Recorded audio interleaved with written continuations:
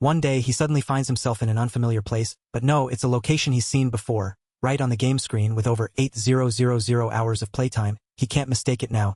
He realizes this is the nameless village of beginnings. Memories flood back.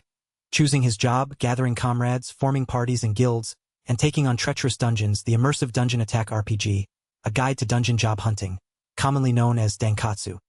He admits the title's brilliance but focuses on his grind as a gray warrior. He was seriously into it. Still is, but it was the worst nightmare for a gamer. Suddenly, a message appears. Save data is corrupted. Unable to load. Would you like to initialize? Both options say yes. He collapses. Overwhelmed. That was probably his final moment. Now, he questions why he's still alive. He wonders if his body was always this toned and if the outfit he's wearing is from the game. Could it really be happening? Suddenly, someone calls out to him. Zephyrus, you were here all along? He reacts in surprise. An older man asks if Zephyrus has finished preparing for the academy. Calling him the village chief, Zephyrus, confused, denies knowing what he's talking about. Though the man reminds him he's turning 16 and they discussed his future at the academy just yesterday. The man scolds him for spacing out and forgetting so quickly, calling him a bird brain and insisting he'll say it again. Zephyrus reflects that this exchange mirrors the typical greeting between a village chief and protagonist at a game start. The man, overwhelmed, asks for a moment to breathe, while Zephyrus quietly accepts the situation. Zephyrus explains he's already packed and just needs to say his goodbyes, noting his name matches his game character's, which feels like a strange coincidence. The village chief, surprised Zephyrus remembers, urges him to properly greet the villagers who cared for him. Zephyrus's heart races as he realizes this is the trigger for the greeting quest in the Dankatsu world. He questions if he's truly ice guide into a game world and contemplates starting a whole new life in this game realm. He recalls how deeply he immersed himself in Dankatsu, to the point where it felt like ashes could pile up on his life. He envisions himself at his computer, starting Dankatsu from the very beginning in real life, filled with enthusiasm. He shouts that this is absolutely the best and thanks life and reincarnation for this chance. Around him, villagers watch as he excitedly bows repeatedly, expressing gratitude to Dankatsu. Bursting with joy, Zephyrus raises his fists and shouts a triumphant "Wes!" He leaps into the air, exhilarated at the prospect of playing Dankatsu in real life, declaring it has been his dream all along. The scene continues. The scene continues. The scene continues. The scene continues. A man instructs Zephyrus to deliver a package to the armor shop owner, and Zephyrus eagerly agrees. He takes the package with determination, knowing this is part of the game world's progression. The narration explains that to join the academy, Zephyrus must clear 3 out of 10 side quests appearing in the village. Zephyrus confidently approaches the armor shop, announcing his delivery and proudly shows off the shiny buckler he earned as a reward. Though he usually would move on to the 3rd side quest now, he pauses, reflecting on his deep familiarity with the game. The scene shifts to a quiet forest path at the village's edge, where a hidden event crucial to advancing in Dankatsu takes place. Zephyrus notes this rewarding event offers conditions for rare jobs and emphasizes its importance for those seeking the ultimate class. Flashing back to his first time playing, Zephyrus recalls feeling clueless and ending in tears. Since then, he always tackles this quest immediately in any new game. As he walks through the forest, a voice asks if it's about time, hinting at an approaching significant moment.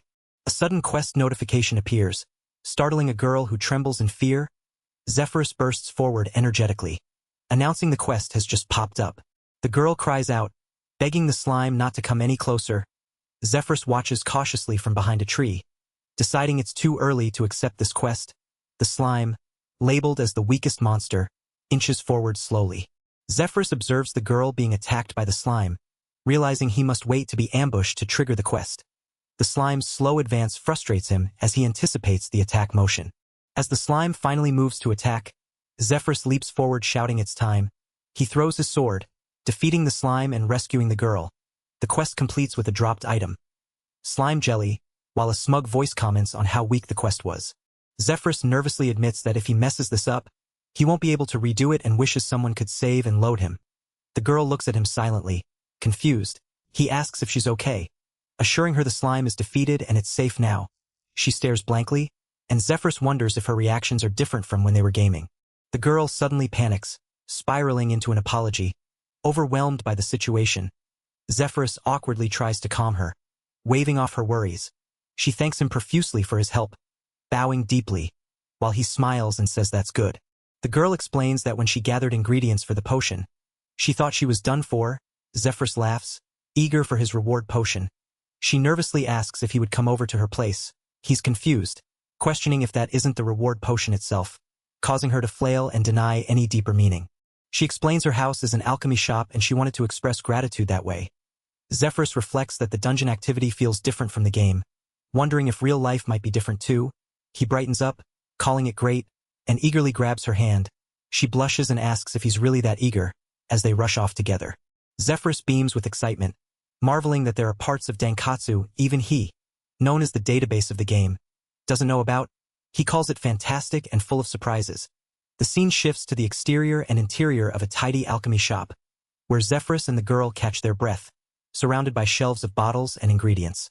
Inside the alchemy shop, Zephyrus reflects on how the place still feels steeped in Dankatsu, like a nostalgic blast from the past since he rarely visits. The girl, surprised that Zephyrus doesn't even know her name despite their childhood friendship, watches as he introduces himself confidently and asks her to make something for him.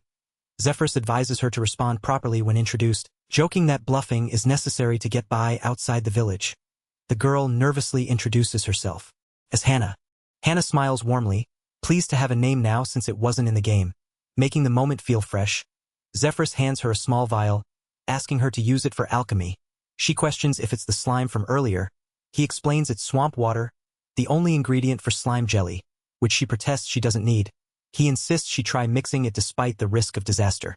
Zephyrus declares he's ready to make the biggest blunder of his life, holding the vial with determination while Hannah looks confused. He slams down an alchemy pot and urges to get started, despite her hesitation and suggestion to back out. Hannah begins pouring the swamp water into the pot, and a bracelet on her wrist activates, signaling Bracelet Level 1, as they prepare to craft with the recipes available. Hannah warns that using different materials in alchemy causes things to go wrong and refuses responsibility for what might happen next.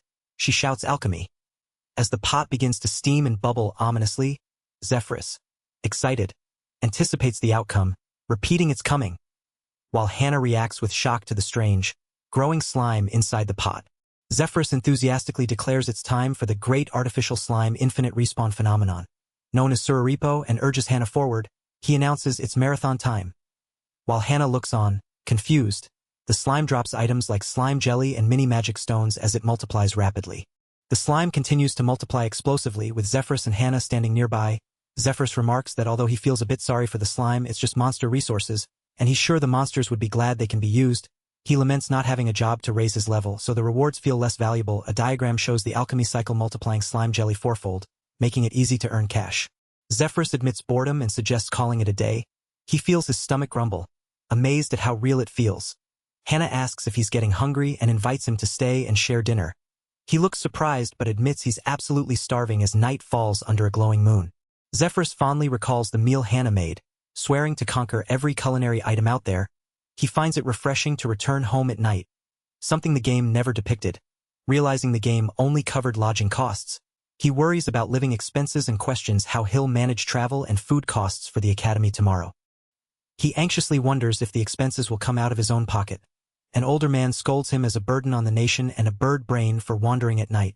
Zephyrus finally makes it home safe and prepares to leave, grabbing his bag and declaring it's time to hit the road.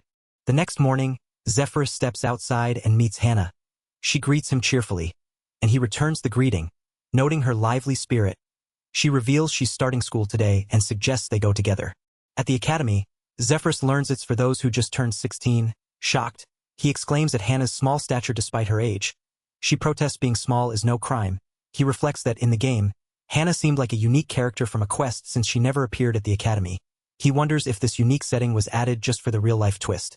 She wonders if she went too far, but he quickly apologizes and insists he doesn't mind the little ones either, causing her to react with surprise. She awkwardly denies asking for anything, but he reminds her they can't keep the village chief waiting. She agrees reluctantly as he heads off. The village chief wishes them well, telling them to take care and have fun. Zephyr smiles and vows to enjoy it to the fullest as the carriage begins its journey. Sitting together, Zephyrus asks how long it takes to reach the academy, noting it takes 30 seconds in the game. She replies it would take about 10 days in reality. Shocking him, he covers his face in disbelief, realizing he seriously underestimated the reality of Dankatsu and desperately wishes for a gaming console, smartphone, or any escape. Zephyrus boldly announces his return to the National Dungeon Exploration Support Academy. the main campus known as the Labyrinth Academy, stepping confidently into its grand entrance. Reflecting on the exhausting 10-day journey without modern comforts like a smartphone, he wishes for a skip button to fast-forward through the ordeal. Hana shyly urges him to lower his voice, embarrassed by his loud enthusiasm, but he insists they share this incredible experience together. He reminds her the entrance ceremony is tomorrow and that he needs to unpack and prepare in the dorm, while she playfully urges him to get moving if he's feeling better. The next day, they arrive at the Labyrinth Academy, where students embark on an epic journey to acquire jobs, master skills, and unlock their potential. Zephyrus and Hana look ahead with determination, ready to harness the knowledge that will shape their futures and forge lifelong bonds with their earned jobs. The Academy principal addresses the new students, explaining that their first task is to meet the conditions for job manifestation within 1 month. During this period, there are no common classes. Everything becomes elective. After a month, students will be reorganized into specialized classes for each job, marking the true beginning of their academy life. Zephyrus recalls how, as a student, he used to brush off the principal's talks, but now even hearing familiar things feels exciting. Hana asks Zephyrus if he has decided which major to pick, calling it a mysterious thing. Zephyrus confidently replies that he plans to go to the Dungeon Exploration Major combat course, and has already decided his job. Hana reacts with surprise and then asks where he plans to go. Zephyrus turns the question back to her. She nervously admits she's thinking of the Dungeon Production Major, Alchemy course, and maybe the Magic Potion Arts department if that doesn't work out. Zephyrus explains that the Exploration and Production departments are in different buildings now, so meeting up won't be as easy. The narration emphasizes how vast the Labyrinth Academy is, showing the large campus known for its 20,000 student capacity and top-tier education producing outstanding graduates. Zephyrus encourages Hana, confirming she's aiming to become an alchemist. He says meeting up is totally possible and suggests they team up to hit the dungeons together. Hana panics, reminding him she's in a crafting job, not combat. Zephyrus insists even crafters dive into dungeons, surprising her. He warns that dungeons are crawling with danger and low-combat crafting classes can't handle them alone. He assures her the difficulty at first is manageable solo, but impossible later, and offers to cover her to make it easy. With a bright smile, he proposes forming a party. Hana hesitates but finally agrees, stepping forward reluctantly. Hana scolds Zephyrus for being too pushy, but she smiles brightly and says she's looking forward to working together. Zephyrus beams with joy, declaring he's acquired a party member. An alchemist? Hana worries aloud if she can truly become an alchemist, noting that just attending elective classes doesn't guarantee awakening the talent. She recalls the setting where talent might never awaken in a lifetime if one isn't blessed. Zephyrus reassures her confidently that she's already met the requirements to become an alchemist. Since he knows the criteria well, Hana is shocked and asks how he knows that. He explains it's because she mass-produced slimes like crazy, showing the conditions for alchemist emergence. Activating the alchemy skill 200 times, mass-producing 100 of the same item and experiencing a major failure, a staff member calls everyone to line up for the job evaluation. He encourages Hana with a thumbs up, telling her she will definitely pass. Hana nervously protests, but he insists on perfect timing and suggests measuring her progress now. The evaluation begins with a teacher overseeing the process. Zephyrus and Hana watch as the results come in, and the teacher announces it's a rare job. Zephyrus excitedly exclaims he did it, having hit the jackpot. The crowd reacts to the appearance of the Muscle Warrior class, which Zephyrus finds ridiculous and a joke. He explains the class's skills are weak and the less gear worn, the stronger the character gets, calling it a muscle-bound macho man fighting nearly naked. Despite his protests, the class is ranked number 1 in official stats, causing a stir. Zephyrus, overwhelmed, declares he's going to become a muscle warrior, shocking everyone around him. A sharp glare meets Zephyrus after he suddenly screams, startling everyone. He apologizes, explaining there's an important reason behind it. A woman scolds him for causing a scene. Noting the noise has been ongoing for a while, Zephyrus sheepishly admits his mistake, saying it was just so unbelievable he couldn't help himself. Their attention turns to a striking blonde girl with blue eyes and a noble hair accessory. Zephyrus marvels at her beauty, claiming he's never seen such a character in the game Dungeon Activities. The girl is assumed to be from a noble house. When asked what's so unbelievable, Zephyrus admits he was mesmerized by her beauty, which the others agree with. The blonde girl asks about the earlier comment, and Hana eagerly wants to know too. Introductions begin. Hana reveals she's aiming for the Dungeon Production Major in the Alchemy Department. The blonde, named Sierra, plans to join the Dungeon Exploration Major's Combat Department, specializing in defense. Zephyrus states he's joining the Dungeon Strategy Major's Combat course, aiming for an all-position role. Sierra admits she doesn't recognize the name Zephyrus mentioned earlier, prompting Hana to wonder if he's a scout character. Zephyrus recalls their previous conversation. Zephyrus explains his thoughts on the muscle warrior class, once thought to be for eccentric or weird players but now considered prestigious. He insists that while they're overwhelmingly powerful early on, muscle warriors become less effective and eventually a hindrance as gear improves. Sierra and Hannah are surprised. Having never heard this before, Zephyrus questions if calling muscle warrior prestigious is common sense in his world, leaving the girls stunned and concerned. The blonde girl insists the muscle warrior is a super popular job, and the other girl excitedly agrees she's heard that too. The blonde asks Sierra if upper-level dungeons have been cleared, and Sierra confirms only up to the lower intermediate level at best. A note explains that dungeons for Dankatsu reach the highest level, but muscle warriors can only be a main force up to intermediate, even with the advanced steel muscle warrior job. Zephyrus asks if that includes steel muscle warriors, and Sierra confirms it does. Zephyrus laughs nervously, realizing this world doesn't understand the thrill of Dankatsu. The two girls look concerned as Zephyrus gets riled up, lamenting how much of a waste it is that no one explores Dankatsu here. He smiles confidently, promising to teach everyone in this world about Dankatsu and show them everything. A small dragon-like creature on the table prompts someone to call for the next person. He encourages the girl to go become an alchemist, reassuring her it definitely exists. The girl nervously asks if there really is an alchemist class for her. Zephyrus laughs warmly, telling her to relax. She hesitantly reaches out to touch the small dragon, her expression softening with hope. The girl gasps in shock, realizing the alchemist class is real. Zephyrus enthusiastically urges her to decide quickly. She gratefully accepts congratulations on her new job and promises to give it her all. Meanwhile, Zephyrus confidently vows to secure the best job for himself and show everyone what they can achieve. Zephyrus reveals a dazzling display of the 1,021 jobs available in Dankatsu, impressing the onlookers. The academy head and others watch in awe as he boasts about fulfilling the conditions for countless jobs, repeatedly mentioning Slaribao.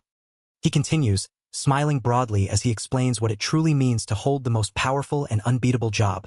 The woman beside him reacts with surprise, while the academy head and another woman observe the spectacle with growing astonishment. The impressive holographic projection of jobs captivates the room. The academy head acknowledges the sight with a mix of surprise and respect, while Zephyrus stands confidently, ready to lead the charge into this vast world of possibilities. The crowd reacts in shock and disbelief at the staggering number of jobs available, with some amazed by the high-ranking positions open even to commoners. A woman urges everyone to tremble before this dazzling list of jobs, while Zephyrus beams, declaring it a treasure trove of opportunities and introducing the concept of Dankatsu. Zephyrus faces the headmaster, who acknowledges the vast selection will take time to process. Zephyrus eagerly takes notes on the many jobs listed.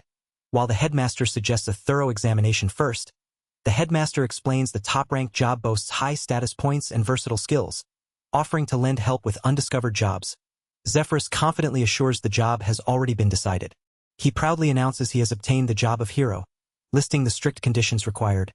Defeating 1,000 monsters, having no prior job, wielding a sword and shield, saving a life through a quest, and that the job is exclusive to the hero. The surrounding students and staff react with stunned awe at this achievement. He expresses gratitude for securing his profession, receiving heartfelt congratulations from a woman and the headmaster, who offers support and encouragement. The headmaster praises becoming a professional as a true achievement, and Zephyrus reflects on the brilliance of the hero job shining through, marveling at the strength of such powerful roles. Multiple guild members eagerly try to recruit the hero into their parties, each pitching their guild's unique appeal. One promising a harem, another boasting strength, and another claiming loyalty to their Wolf's Blade Guild. Zephyrus remains unfazed amid the chaos as the narration reveals he ended up staying at a luxurious noble house with top-tier security because the dorm was too dangerous. The recruitment battle has officially begun. In a quiet, elegant room under the moonlight, a woman consoles an elderly man named Phyllis, assuring him not to blame himself for the hardships. She explains that she insisted on participating and that Zephyrus, a junior of hers, belongs to the Dungeon Exploration Major, Combat Division. The elderly man marvels at the rarity of a new hero appearing after 5 centuries, recognizing the potential for Zephyrus to achieve something historically significant. The elderly man asks the woman if she will take charge of guiding Phyllis, noting her close age to Zephyrus and her ability to empathize from a student's perspective. She happily accepts the responsibility, expressing eagerness to take this opportunity, while the elderly man acknowledges the lack of teachers experienced with heroes. Zephyrus struggles on the ground, overwhelmed by the imposing figure of Instructor David, a genuine muscle warrior determined to turn him into a muscle-bound monster. Panic rises as Zephyrus debates fleeing, but he knows running away isn't an option. Despite his doubts, Zephyrus feels guilty towards teacher Phyllis, who has been so supportive and arranged this training for him. She explains the necessity of combat training before dungeon exploration, emphasizing that he must always be accompanied by a teacher at first. Zephyrus acknowledges the pain of being stuck at level 0 for a month without dungeon experience, understanding that official classes start next month. The woman encourages Zephyrus to apply now, promising he can start even before classes officially begin because time is precious. She spots a teacher available immediately and suggests jumping in right away. Zephyrus eagerly agrees, feeling lucky that things are progressing smoothly. Instructor David enthusiastically insists that levels can be boosted quickly with training, proposing an impossible goal of 100 million laps around the academy. Zephyrus, overwhelmed with regret, admits he spent an entire day grinding through 10 rounds just to reach level 1 and can't endure the ridiculous training any longer, while David laughs heartily. The reason this ridiculous training exists is simple. You must raise your level before diving into dungeons. The system of Dankatsu requires reaching level 5 to unlock guild formation, quest acceptance, dungeon clearing, and recruiting members.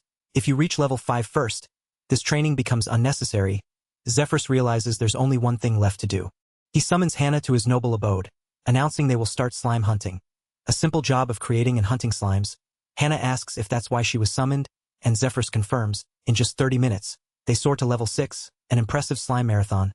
Zephyrus notes that the less experience you earn, the lower your level cap with slimes, maxing at 6.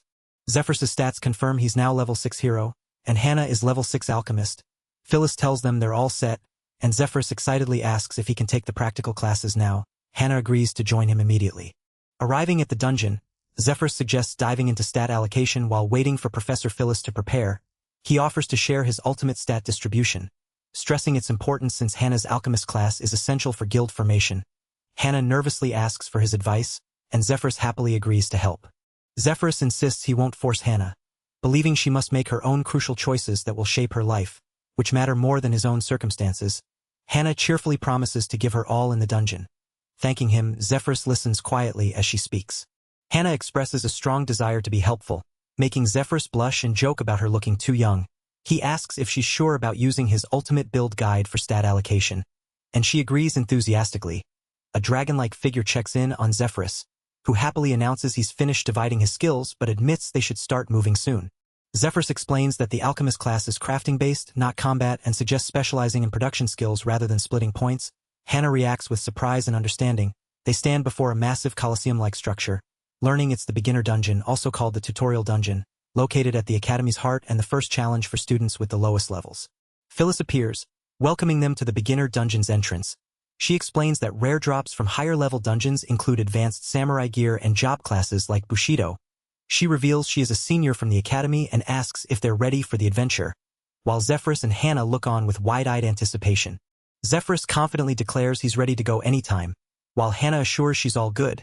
Their character stats and skills are displayed.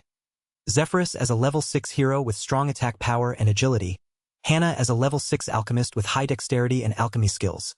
Zephyrus stands before the portal to another dimension, the dungeon gate first trail, commonly called First or Hatsudan. He reaches out to touch the portal, the gateway he had only seen on his screen until 2 weeks ago. The trio steps through the portal, arriving in the dungeon's vast wilderness. Zephyrus proclaims his return to the dungeon with excitement. They stand together, facing the expansive landscape ahead, ready to begin their adventure. Zephyrus is overwhelmed by the dungeon's atmosphere, feeling deeply moved as he imagines the place from his dreams. Phyllis gently reminds him and Hannah that part of the lesson is to wait until everyone calms down.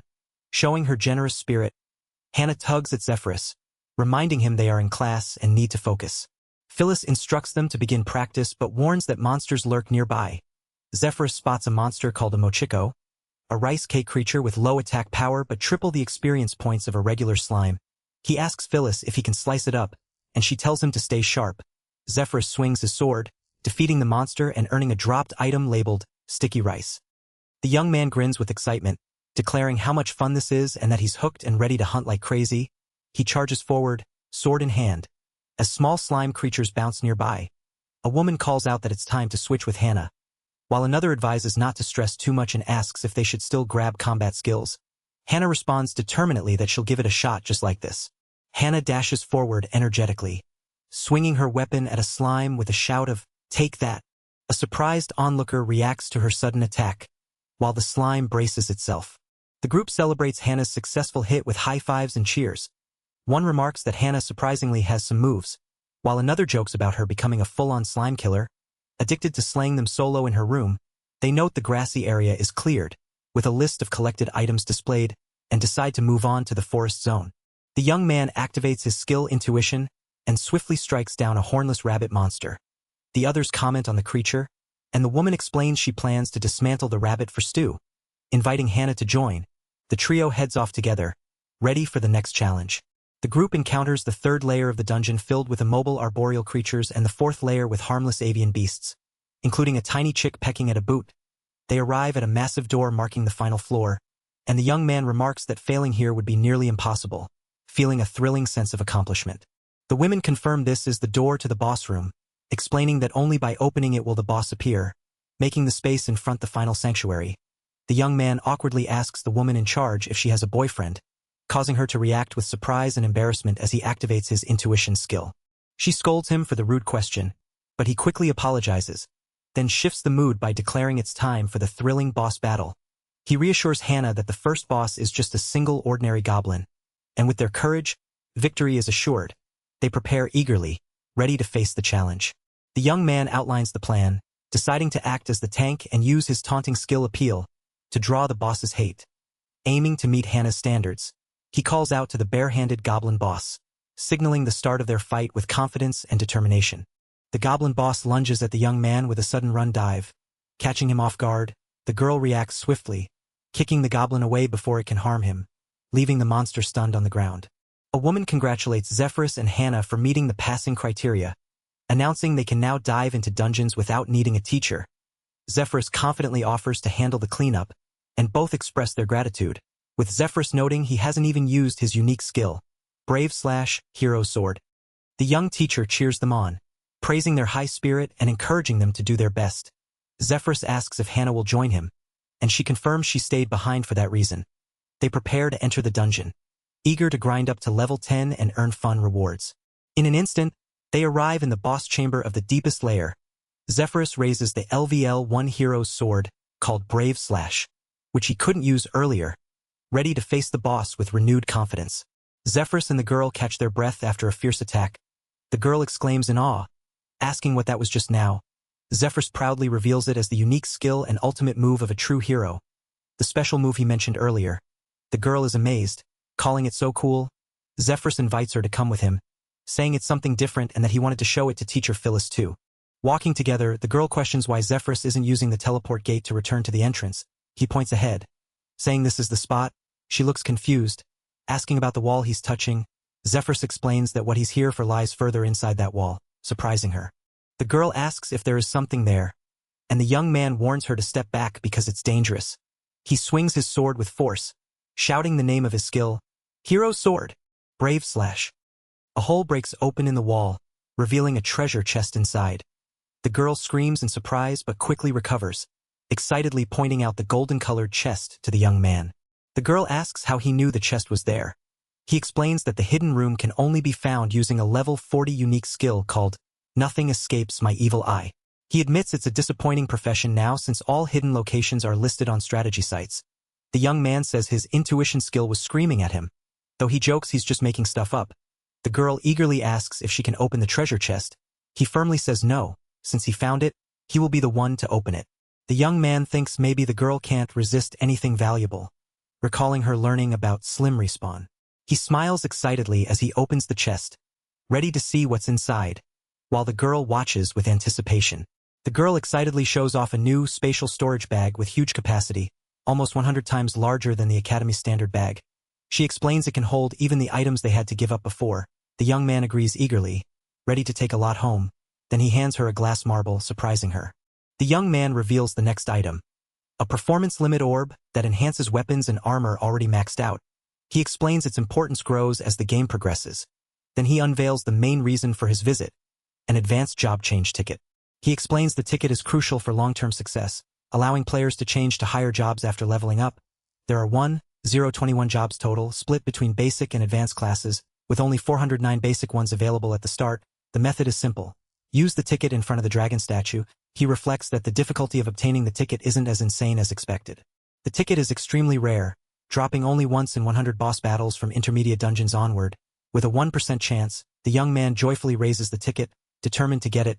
The girl urges him to store it carefully so it won't get lost, while he begins searching through the treasure chest, promising to succeed. The scene shifts to the third level, Layer 2. The forest region.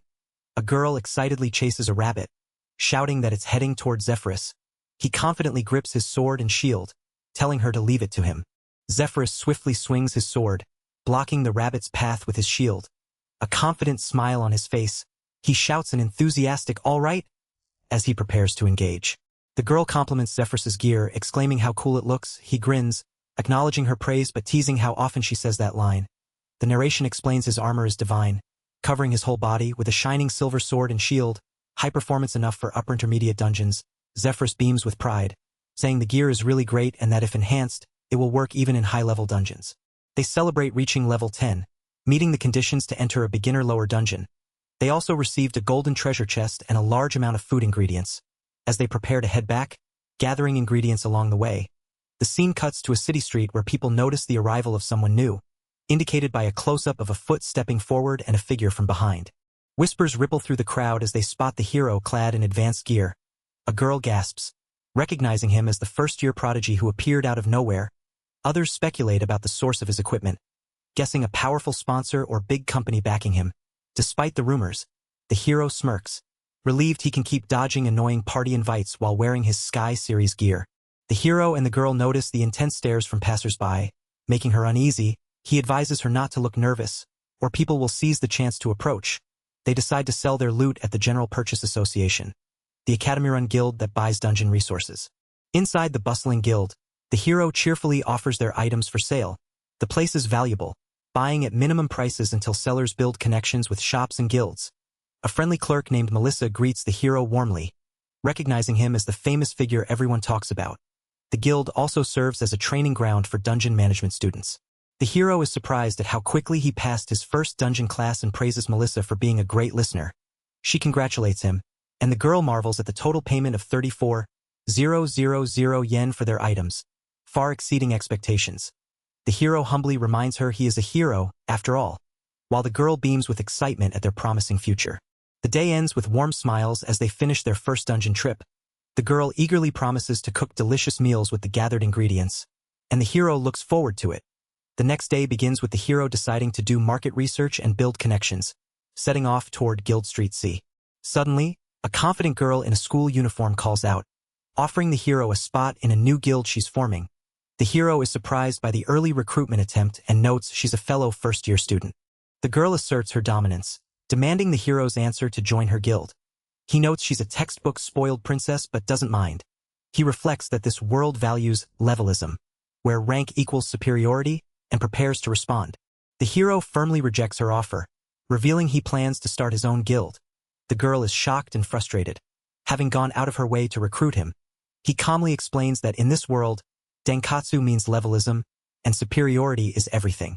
Zephyrus introduces himself confidently as a level 10 hero and challenges the princess by asking her level. He asserts that no first-year student, no matter their authority, could surpass a hero like him, especially not in the Labyrinth Academy. The princess blushes in frustration, stammering in shock. He tells her that if she wants him to listen, she must first get a top-class job and raise her level, leaving her stunned and speechless. The princess defiantly warns him to mark her words, claiming that when the time comes and he begs to join her guild, it will be too late. He calmly replies that he never intended to join in the first place. She yells that he can't do that, demanding he decide immediately to join her guild. He remains unfazed as she storms off, promising to come again and expecting a yes next time, while he sighs, telling her to make up her mind. Watching her leave, he wishes he had at least asked her name.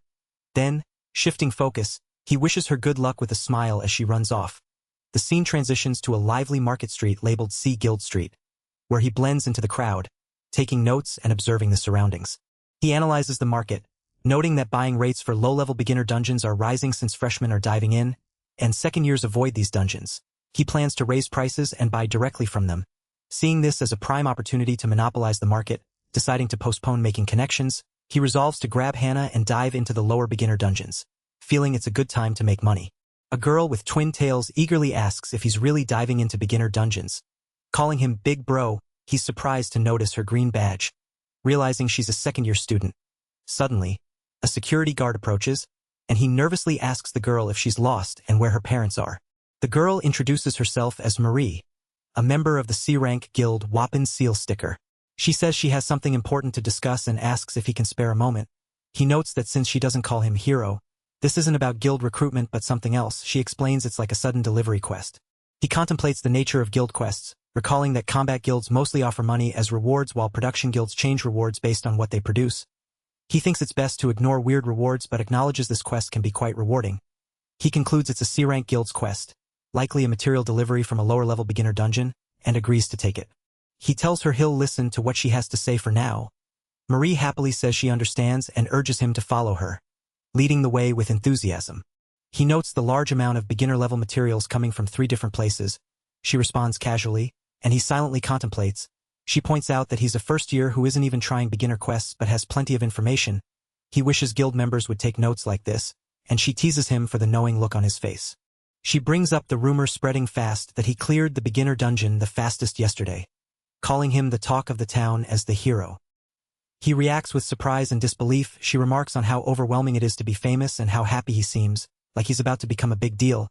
He admits he can probably handle the request easily since he already knows where the materials come from, making things quick and easy. She explains that many people accept requests but still fail because dungeon activities yield many types of drops, making it impossible to blindly search and find them. He acknowledges the reward is what their guild offers. She then enthusiastically presents the reward: 10 uses of the patch sticker.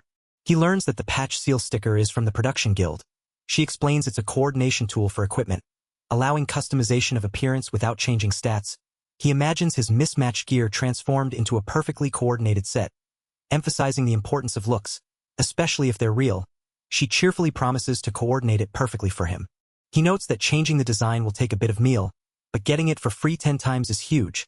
She playfully calls him Oni-chan and says the hero will definitely need this in the future. They exchange confident smiles before shaking hands firmly. He reveals he accepted the quest to deliver goods stalled in distribution and plans to invite Hannah to join. He explains he'll play the carrier role due to his attack power. While Hannah will handle storing materials, he considers which low-level dungeon to go to, noting the monsters have low agility, making it easy for beginners. The scene shifts to the tropical forest dungeon where he swings his sword and grabs a quill's fur. He celebrates finally obtaining the material needed. He wonders if it's okay for him, a courier, to gain experience points too. He explains experience from production is weak at first, so the right move is to raise his level to 20 and unlock the second tier of skills before joining them.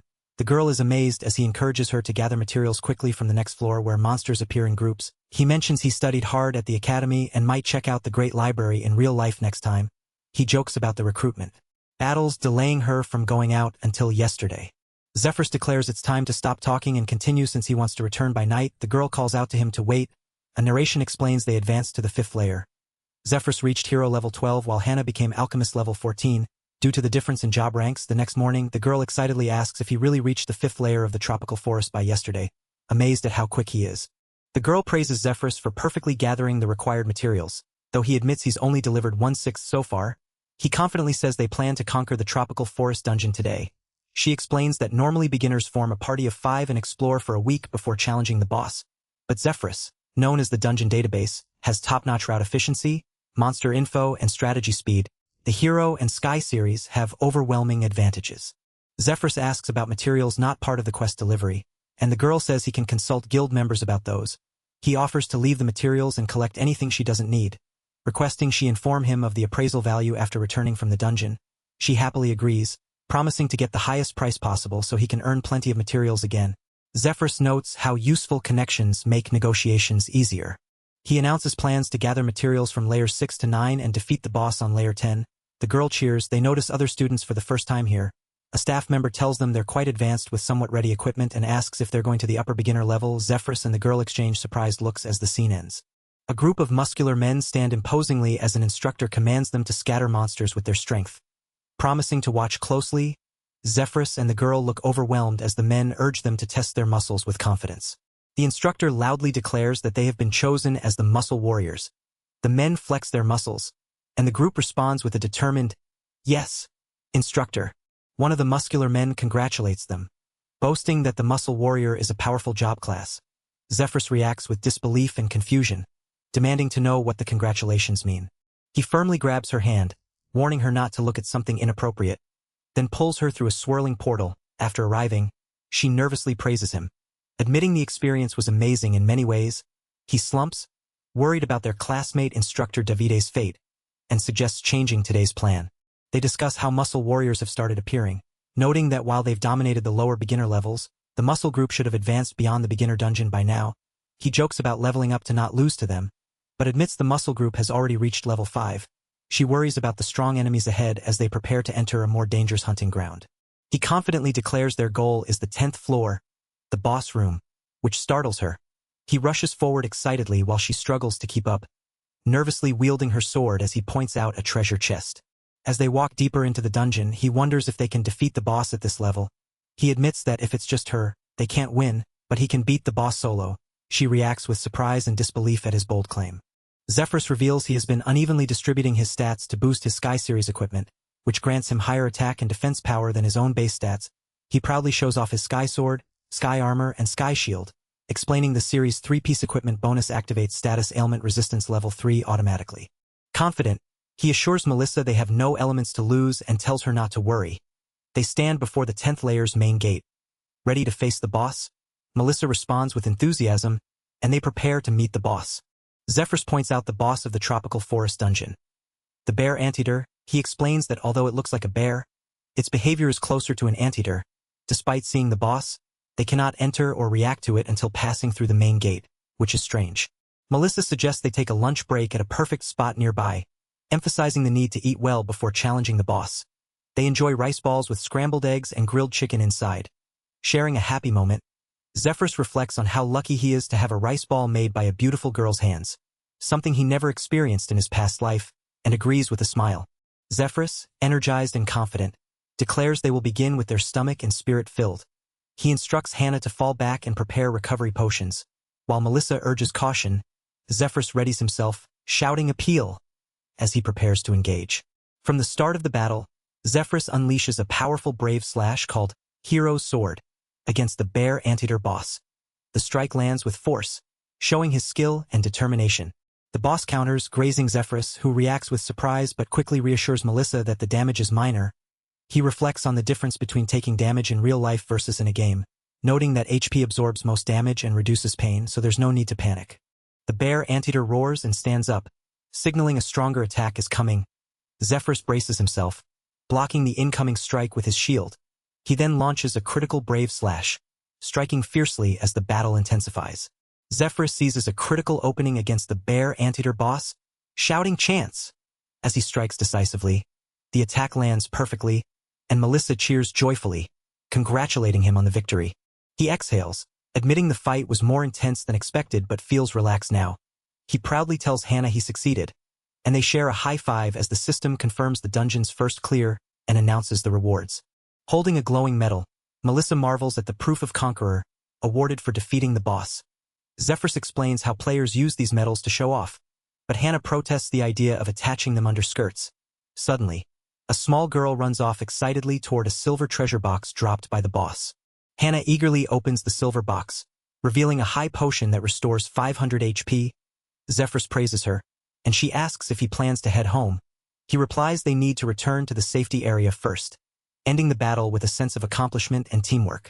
Zephyrus announces they're about to play a secret game that must stay hidden from everyone. The girl reacts with surprise, asking what kind of game it is. He asks her to promise to keep it a secret, then confidently tells her to watch closely as he explains that 100 hears equals 1. Without hesitation, Zephyrus swings his sword in a powerful move called Brave/Hero's Sword, causing the girl to flinch in shock. She watches wide-eyed as he finishes the attack, and a mysterious portal appears nearby. Suddenly, the bear anteater boss revives, and the teleportation circle vanishes. The girl gasps, realizing what this means, while Zephyrus cheerfully declares he's starting the boss rip-off marathon, surprising her even more. The bear anteater lunges fiercely at Zephyrus, who raises his shield to block the attack. A small girl shouts, "Take that!" as she strikes the monster with her staff. Landing a hit, Zephyrus grips his sword tightly, eyes sharp and focused, ready to counterattack. Zephyrus swings his sword with a confident shout of "Take that!"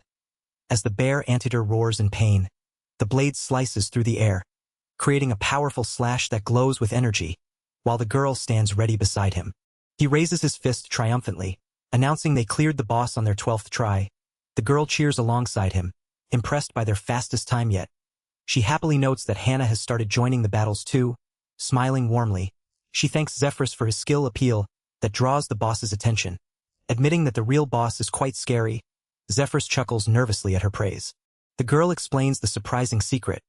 If they return to the rescue point and smash the gate with a powerful skill, the boss respawns. This officially recognized technique is known as official glitch tactic boss farming. Zephyrus contemplates whether to start the 13th run immediately, understanding the strategy taught at school to always return via the teleportation circle to avoid inconveniencing others. The armored man suggests pulling back from the boss lap marathon since they're out of MP. The girl eagerly proposes going back a floor instead. He asks if that's against the rules, but she points out they have the dungeon all to themselves for now. He agrees, promising to use the teleportation circle on the way back. She hesitates, then accepts, activating a device with a curious glance. The girl holds up a bracelet and asks what it is. The man recognizes it instantly as the guest bracelet, a top-level rare drop for beginners. She reacts with excitement and disbelief, thrilled by the discovery. He explains the bracelet's value, saying the true jackpot for beginners is the silver box, not the gold box. He's surprised she got it so quickly. The bracelet allows participation in a party separately from party members. She recalls the hot, sweaty muscle party they just saw and confirms parties can only have up to 5 people. The girl is shocked to learn instructor David is a guest. The man confirms this, explaining guests can't participate in combat and self-destruct under certain conditions. He adds that adding one more person to a party is a huge benefit. Rare guests are expensive and rarely put up for sale, but the Academy buys them at high prices. The girl's eyes widen in amazement at the rarity and value.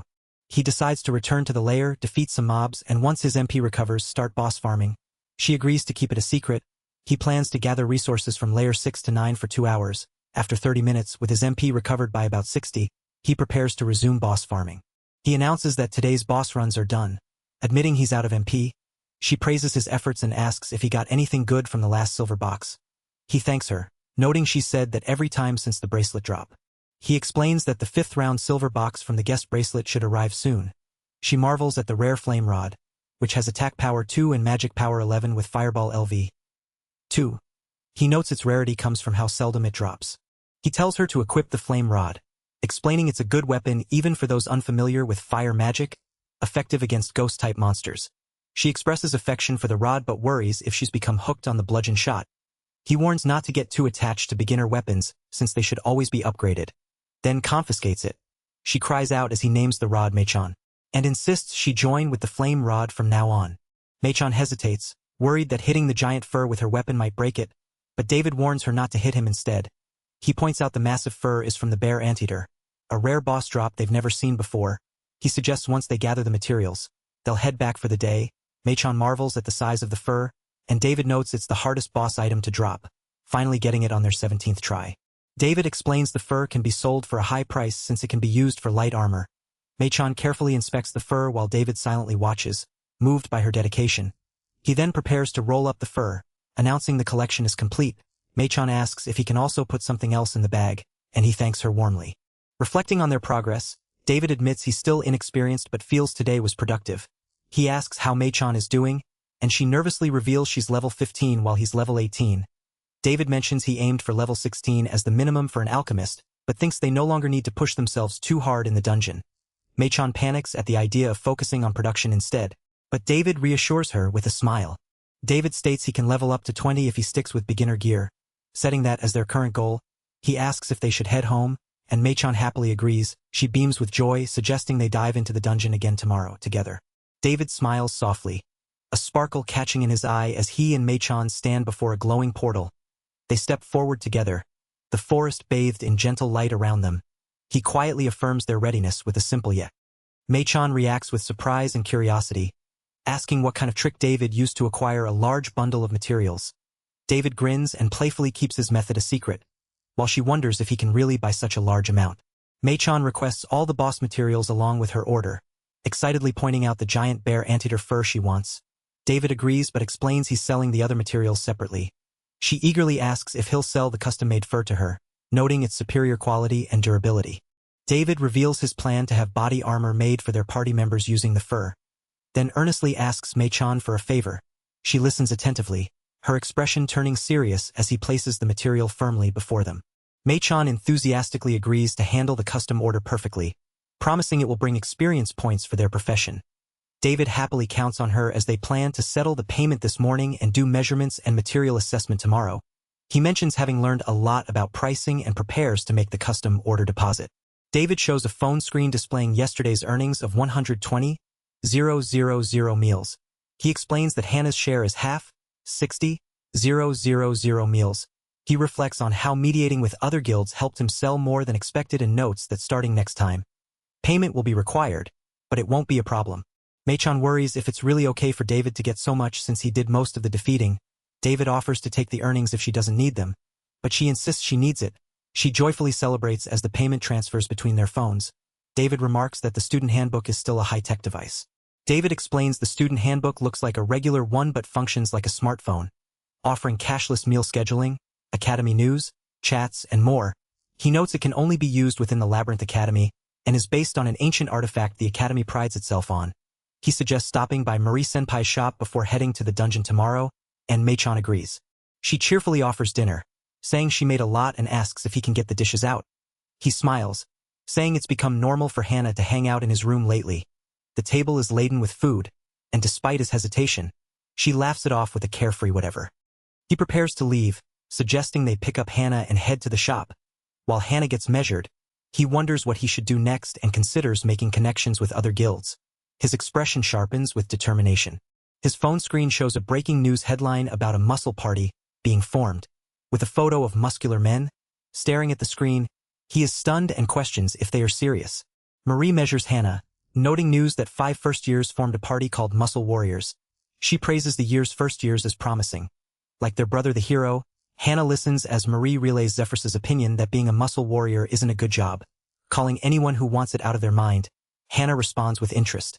She asks Hannah to explain more about the muscle warrior job. Hannah reveals the only advanced job from muscle warrior is steel muscle warrior, which is considered a useless joke job due to poor synergy with advanced dungeons. Marie is surprised by the harsh treatment of muscle warriors and wonders if they shouldn't be favored too much. Hannah explains the mask comes off during advanced dungeon raids. She reacts with concern, admitting it's not good and worries about the consequences if she suddenly falls from her current standing. She recalls times when guilds forcibly took over using past relationships as shields. Hannah advises keeping things moderate and prepares to move on. Suddenly, Marie is shocked by something as she continues measuring. She compares Hannah's measurements to her own, noting Hannah is about the same height and waist but bigger overall, especially in breasts and hips, which she finds strange. Hannah nervously explains she hasn't changed in body shape or height for 5 years. The scene shifts outside to a busy street, where David reacts happily to something off-panel. David demands the store clerk hand over the soul necklace with MP Auto Recovery Level 1, priced at 300,000. He asks for a 130,000 discount, but the clerk coldly tells him to go home. David confidently offers to fetch more beginner low-tier materials he has on hand to negotiate a better deal. He promises to get the materials and flashes a thumbs up, determined to make the purchase. The two sit down to negotiate and David enthusiastically seals the deal. The clerk agrees, and David signs a contract to provisionally buy the true soul necklace for 100,000 mir. Putting the rest on credit, he proudly holds the necklace case, declaring he will pay wholesale for the materials. David explains the subquest he accepted requires delivering basic low-level materials desired by a silent senior, with the reward being the true spirit necklace that grants MP Auto Recovery Level 1 and Defense 2. He notes the materials are in short supply this time of year, making negotiations smooth. Outside, a girl greets David warmly, asking if Hannah's order is nearly finished. David confirms he placed the order properly, smiling as he approaches her. Marie stands silently, overwhelmed and thinking reality is cruel. The girl nervously laughs and stammers when David asks what's going on. David calls her eager for the dungeon trip and says he's ready to go solo if needed. Inviting Hannah along, the girl panics, rushing to say she'll be there right away. David decides not to dwell on Marie's mood, brushing it off as they prepare to head out. They arrive at the abandoned mine dungeon, a spacious area for collecting resources and mining. David confirms this is a beginner dungeon, one of 10 basic types, with 3 considered lower tier. When asked if they'll do the boss report today, he enthusiastically agrees and urges they move quickly. The flow of their plan remains the same, aiming for the deepest level while defeating weaker monsters. The boss fight begins as David charges at a massive armor golem, noting its upper body is too heavy. He explains the strategy to keep farming the boss until his MP runs out, then switch to hitting gathering points while waiting for MP to recover naturally on the 9th floor. With a bright smile, he readies his pickaxe, declaring it's time for digging. Marie questions if they're really digging, and David confirms it with a grin. As they swing their pickaxes, David jokes about craving music while mining, wondering why his smartphone lacks a background music feature. As the pickaxe strikes the rock, the girl wonders if this really is an abandoned mine, amazed by how much ore is coming out. The man reassures her it's a dungeon after all, and even if the resources run dry, they will revive over time, allowing them to dig as much as they want. The girl notices something odd and asks if the ore is really from the abandoned mine. The man tells her to report it to the development team. He then asks if she's okay on MP now and suggests packing up to return to hunting the boss. She explains how the automatic MP recovery from the True Spirit necklace has been very helpful, allowing them to defeat the boss 14 times in an hour and recover MP quickly. She notes it's significant that Hannah reached level 20 during the boss runs and that by observing the fights, they've saved MP for the skill appeal. The man proudly states he reached level 17 and that they can handle the last 6 rounds. Though packing all the gathered loot seems tough, he smiles, encouraging them to expect a meal after their hard work. The girl, holding a box, agrees enthusiastically, but her expression shifts to shock as he suddenly urges to pack up quickly. With a shout, the man charges forward, sword drawn, while the girl cheers him on loudly, calling out his name as he dashes toward the portal. The narrator reflects on their recent haul of 18 wooden boxes and 2 silver boxes, calling it mediocre but noting a personal achievement of reaching hero level 18. The man suggests changing and heading out on their delivery rounds. Wondering if Hannah will join this time, the girl responds enthusiastically, urging to go without hesitation. 2 phones display large sums of currency, 382,000 each. A man thanks the shopkeeper for the items. While the girl apologizes for being unreasonable this time, the man cheerfully promises to save up and shop again next time. The man announces the subquest to deliver ordered materials is complete, and the next delivery is to Marie-senpai's place. The girl worries if the money will increase again, while the man confirms the value is rising since it's boss material, so it should be worth a lot. The currency amount jumps dramatically to 1,250,000, leaving the girl stunned. The man grins widely, happy to see the amount. While Marie stands confidently nearby, the girl quietly reflects on how amazing it is, expecting Hannah to be overjoyed. Both the man and the girl are overwhelmed by the sudden surge in money, the girl dizzy and the man sweating nervously. Suddenly, the man feels a strange sensation in his arm, labeled as the skill intuition. He questions why he has this feeling in his arm and wonders what it means. He notices something surprising about her figure, realizing she actually has quite a chest. Suddenly, a sharp sensation hits him, triggering his skill intuition. His eyes widen as he senses something powerful enough to be crushed nearby. The girl stands silently with an eerie expression, making him sweat nervously. He laughs awkwardly, trying to brush off the tension, but internally panics that if he looks away, she might be erased. He debates what to do, feeling unable to properly laugh it off despite his forced smile.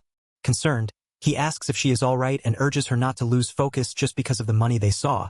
He helps the dizzy girl to stand, while the other watches with wide eyes. He reminds Marie that after clearing the next dungeon, he'll move to the intermediate level, marking the last time he'll need beginner low-tier materials. Marie reacts with surprise at his rapid progress. He explains his intention to create a guild, which surprises the girl. She asks if he has chosen members yet, and he replies he plans to start with first-year students initially. The guild founding conditions appear. The leader must be a beginner mid-rank clearer with at least 5 members and 3 having combat or production roles. She accepts this as inevitable. A girl warns that if upperclassmen get involved, things become troublesome. A man lies in bed under moonlight, reflecting that the guild is one of the highlights of dungeon activities. He recalls that in the game Dankatsu, guilds offer many events, quests, and battles, but without raising multiple characters, progress stalls mid-game. He remembers specializing in a party of 5 but getting stuck due to lacking jobs and friends. Guilds start at F rank, which grants a classroom-level room and a small adjacent room for 5 to 10 participants. Feeling like a club room as rank increases, so do party size and rooms. Reaching C rank grants a guild house on C Road and the ability to open a shop. The goal is to reach C rank, which allows 10 to 20 participants and requires gathering at least 10 guild members. He wants to recruit for a high-ranking job and aims for the strongest S rank. In the game, players start as a blank slate at 16 and can adjust job emergence based on actions, but in reality, the judgment includes up to 16. Conditions for job emergence aren't well recognized, so few desired people are available.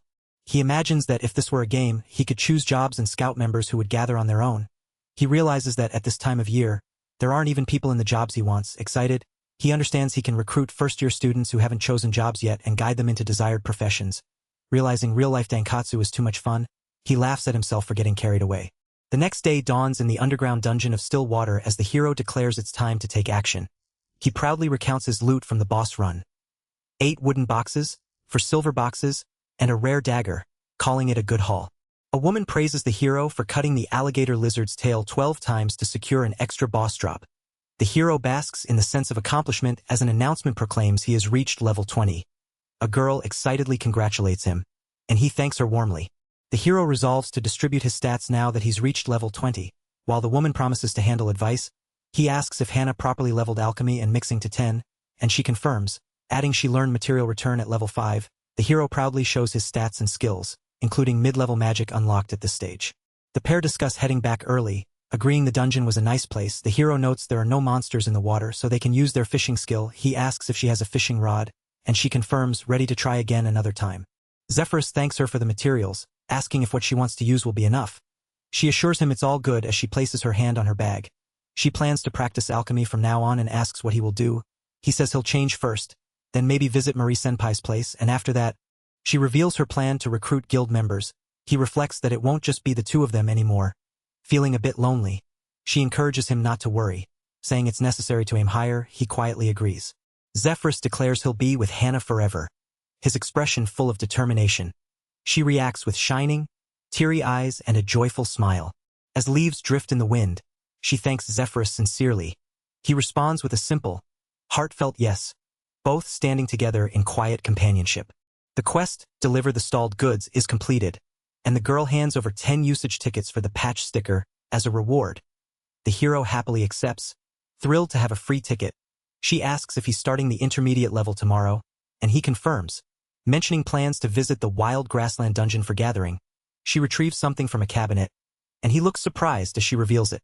The girl presents the gentle shovel, a rare tool with 3 attached skills, found in a treasure chest. The hero is amazed and praises her find. She offers to sell it to him, teasing if he understands her greatness better now. When he asks the price, she boldly demands 10 million mirs, insisting on full payment up front. The hero panics, asking if he can take out a loan. The girl laughs off his worry, explaining she can't compete with herself and that 10 million mirs is too much for him. She settles on 1 million mirs, saying it's just her old hand-me-down shovel despite coming from a gold box. The hero agrees to buy it, and she thanks him warmly. She then remembers something important. The girl informs him that Hannah's body equipment is complete. He reacts with surprise as she mentions their guild members finished the task with 8 people, praising their excellent performance. The hero grips his bag tightly, ready to move forward, while the girl smiles confidently beside him. The girl confidently asks, "How about that?" As the hero beams with excitement, he eagerly anticipates seeing Hannah wear the new gear tomorrow. His excitement surges as he declares they must head to their final destination of the day. They arrive at a large school building labeled Dungeon Exploration Major and Combat Course. The hero explains this is where combat-related guild members gather, emphasizing that in real life, a good job doesn't always guarantee happiness. He wants to recruit members according to their wishes, refusing to force anyone into a profession they dislike despite his ability to help them find their passion. The hero observes upperclassmen actively recruiting promising talent, noting the competitive atmosphere. Suddenly, a woman with long black hair approaches and politely asks if he is the hero. He confidently confirms his identity, acknowledging there is no doubt about it. The woman introduces herself as Kiri, a third-year student, and asks to be called Kiri-chan Senpai. The hero, surprised by her friendly demeanor, calls her Kiri-chan Senpai and remarks that she is a fun senior despite seeming serious at first. She warmly welcomes him, and he introduces himself as Zephyrus, a first-year student. He realizes her reaching out means she is recruiting, and they exchange polite greetings, promising to take care of each other.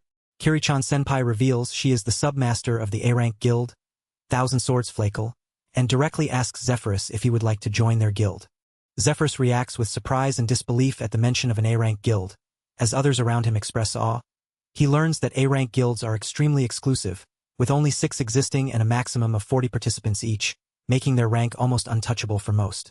The narration explains that among 20,000 students at the Labyrinth Academy, only 240 are elite enough to belong to such guilds, Zephyrus contemplates the honor of the invitation but apologizes, stating he wants to create his own guild instead. Kirichan Senpai and others are shocked, insisting it's impossible to refuse an A-rank invitation. Zephyrus apologizes for the suddenness but firmly states that declining is his principle, while expressing gratitude and honor for being invited. Hee, she smiles warmly, saying she likes it even more now.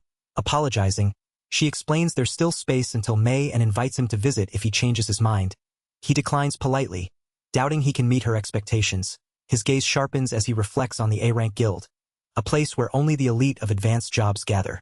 He considers that if lower-rank students mix in, even B-rank heroes could be tripped up, so recruiting usually happens after advancing to a higher class.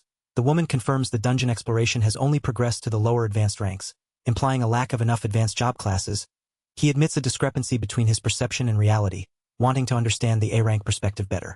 He questions how much she really knows about him, doubting he's up to par for the submaster of an A-rank guild directly recruiting him.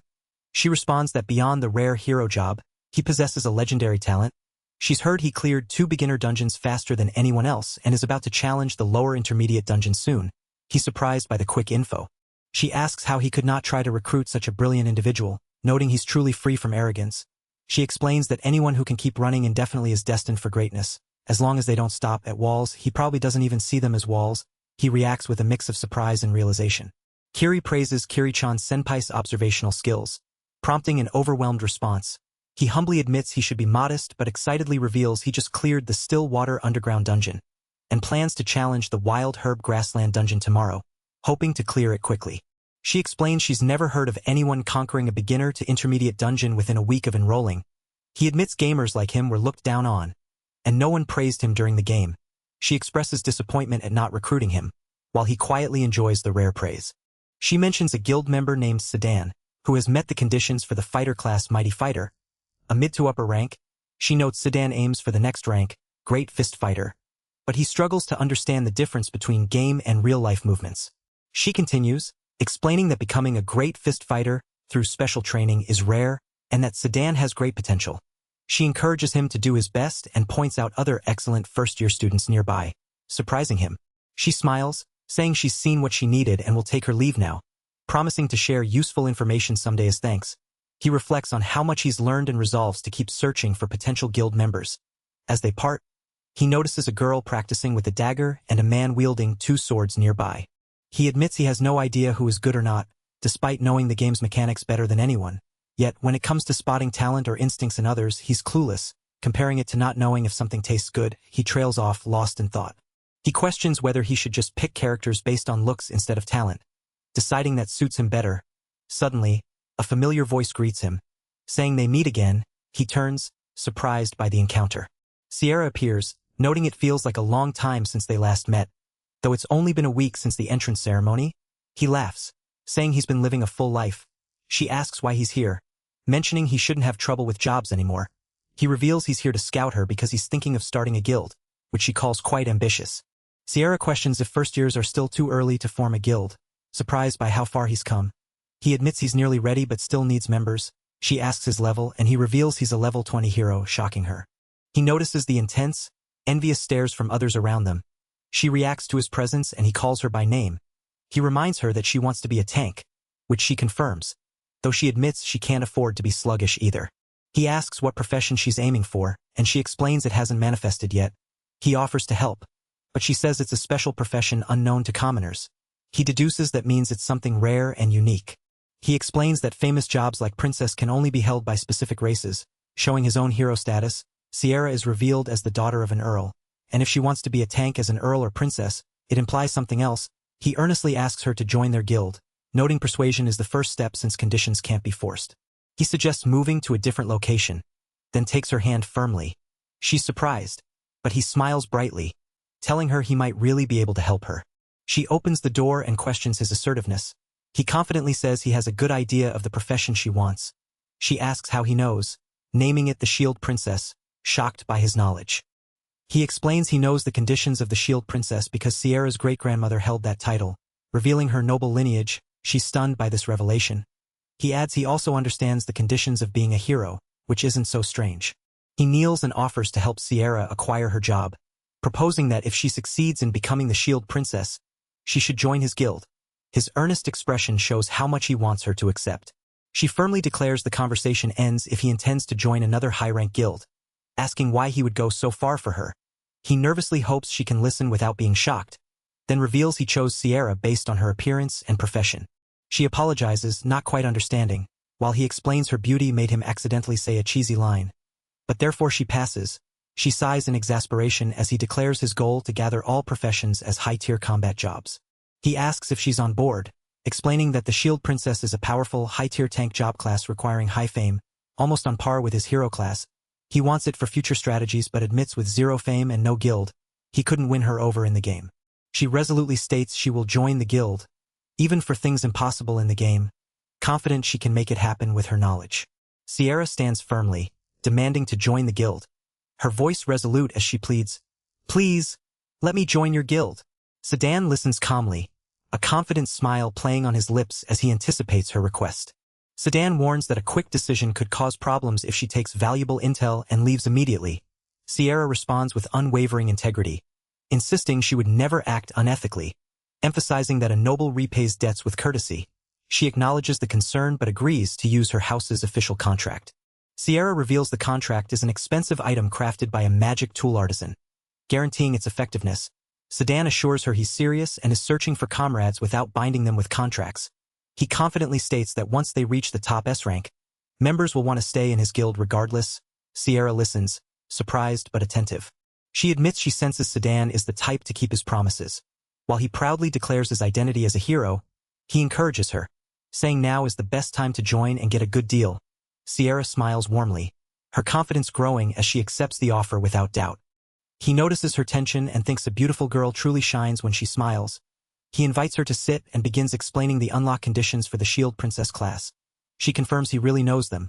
While he admits he is a hero, the conditions list includes being a princess or countess, receiving and parrying 100 monster attacks with a shield, never experiencing levels 30 to 75, and fulfilling requirements for various shield-related jobs. He warns that exceeding level 30 locks the class choice permanently. She admits no one has ever found the class due to the vague and difficult unlock requirements. He points out how reckless it is to challenge monsters without job stat boosts, especially at level 30, which is only mid-beginner tier. She questions his true identity, noting how many jobs have unclear unlock conditions.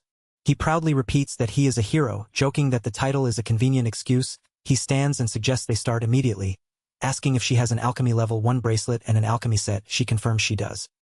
He tells her to come to his room in the noble dorms once she is ready, promising to prepare everything. She agrees, and he confidently declares they should be able to clear all unlock conditions by day's end.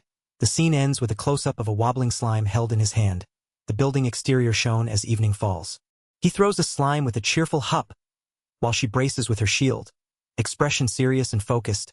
They are engaged in an intense game of slime catchball, the slime bouncing around the room as they practice.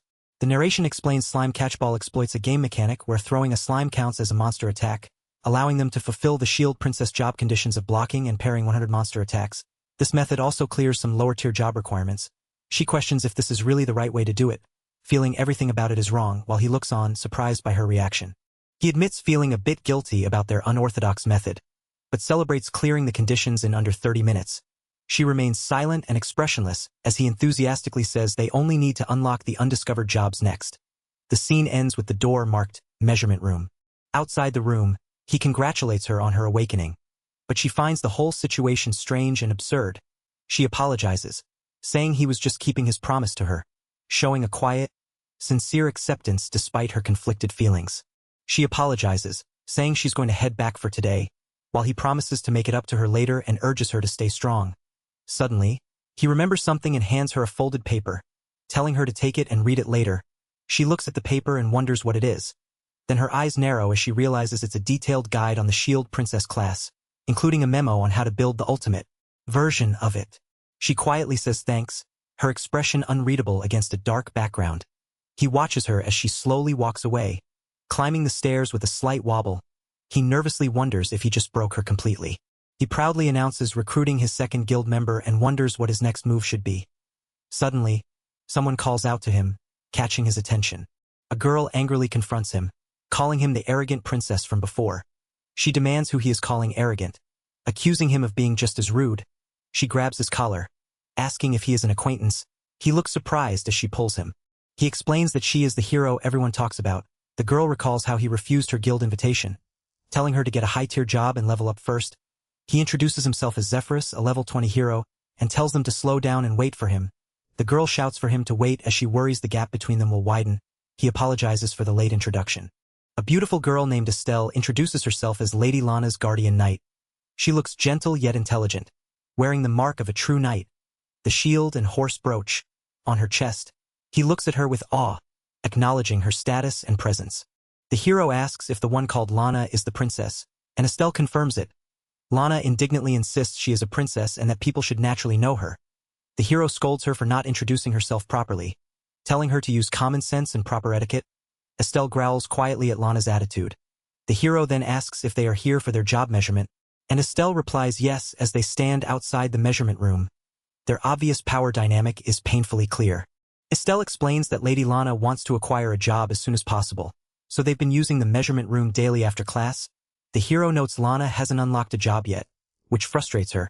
He teases that the job Lana aims for is extremely difficult to get and can't be easily fulfilled. Lana insists on her goal, while the hero smirks. Guessing the job she wants is very rare. The hero explains that to scout a member of the royal family, one needs the highest fame score of 200. He assumes Lana isn't just aiming for the standard princess class but something more. Lana growls, frustrated by the difficulty. The hero adds that guild rank matters too. Recruiting royals requires a guild rank of at least A. He then asks if Lana is trying to become a saint, a job impossible for a man like him to get. Lana is shocked and flustered by the suggestion. The hero notices Lana's obsession with challenging him and jokes about a romance between a hero and a saint appearing in the same generation. Lana blushes deeply and denies thinking about anything like that, calling him stupid and telling him not to be so full of himself. Her embarrassment is palpable as she yells at him, overwhelmed by the idea. Estelle teases Lana, asking if her earlier words were a roundabout love confession, surprised that Lana might have fallen for a gentleman. Lana vehemently denies it, blushing furiously. The hero smirks, surprised that the actual hero turned out to be him, while Lana nervously admits she admired that kind of trope, trying to explain herself. Lana loudly insists there is absolutely no way she's in love. Estelle explains to the hero that Lana has a difficult personality but is actually quite capable and not a bad person at heart. The hero listens attentively as Lana pouts beside Estelle. Estelle urges the hero to consider something seriously. While Lana protests loudly that it's not what it seems, the hero tries to calm Lana down with deep breaths. Estelle explains that the saint job is extremely powerful, ranked just below the hero, and that Lana must not settle for the standard princess job. The hero stares thoughtfully, describing Lana's personality as amusing but acknowledging her flawless beauty with silver hair and blue eyes. He concludes that, in his mind, the princess has already been recruited, leaving Lana puzzled but the hero confident. The hero decides to call Estelle by her first name, and she agrees, inviting him to call her whatever he wishes. He asks if her goal is the Royal Guard Knight class, surprising her. She reveals she hasn't acquired a job class yet, but has met the requirements for her target class.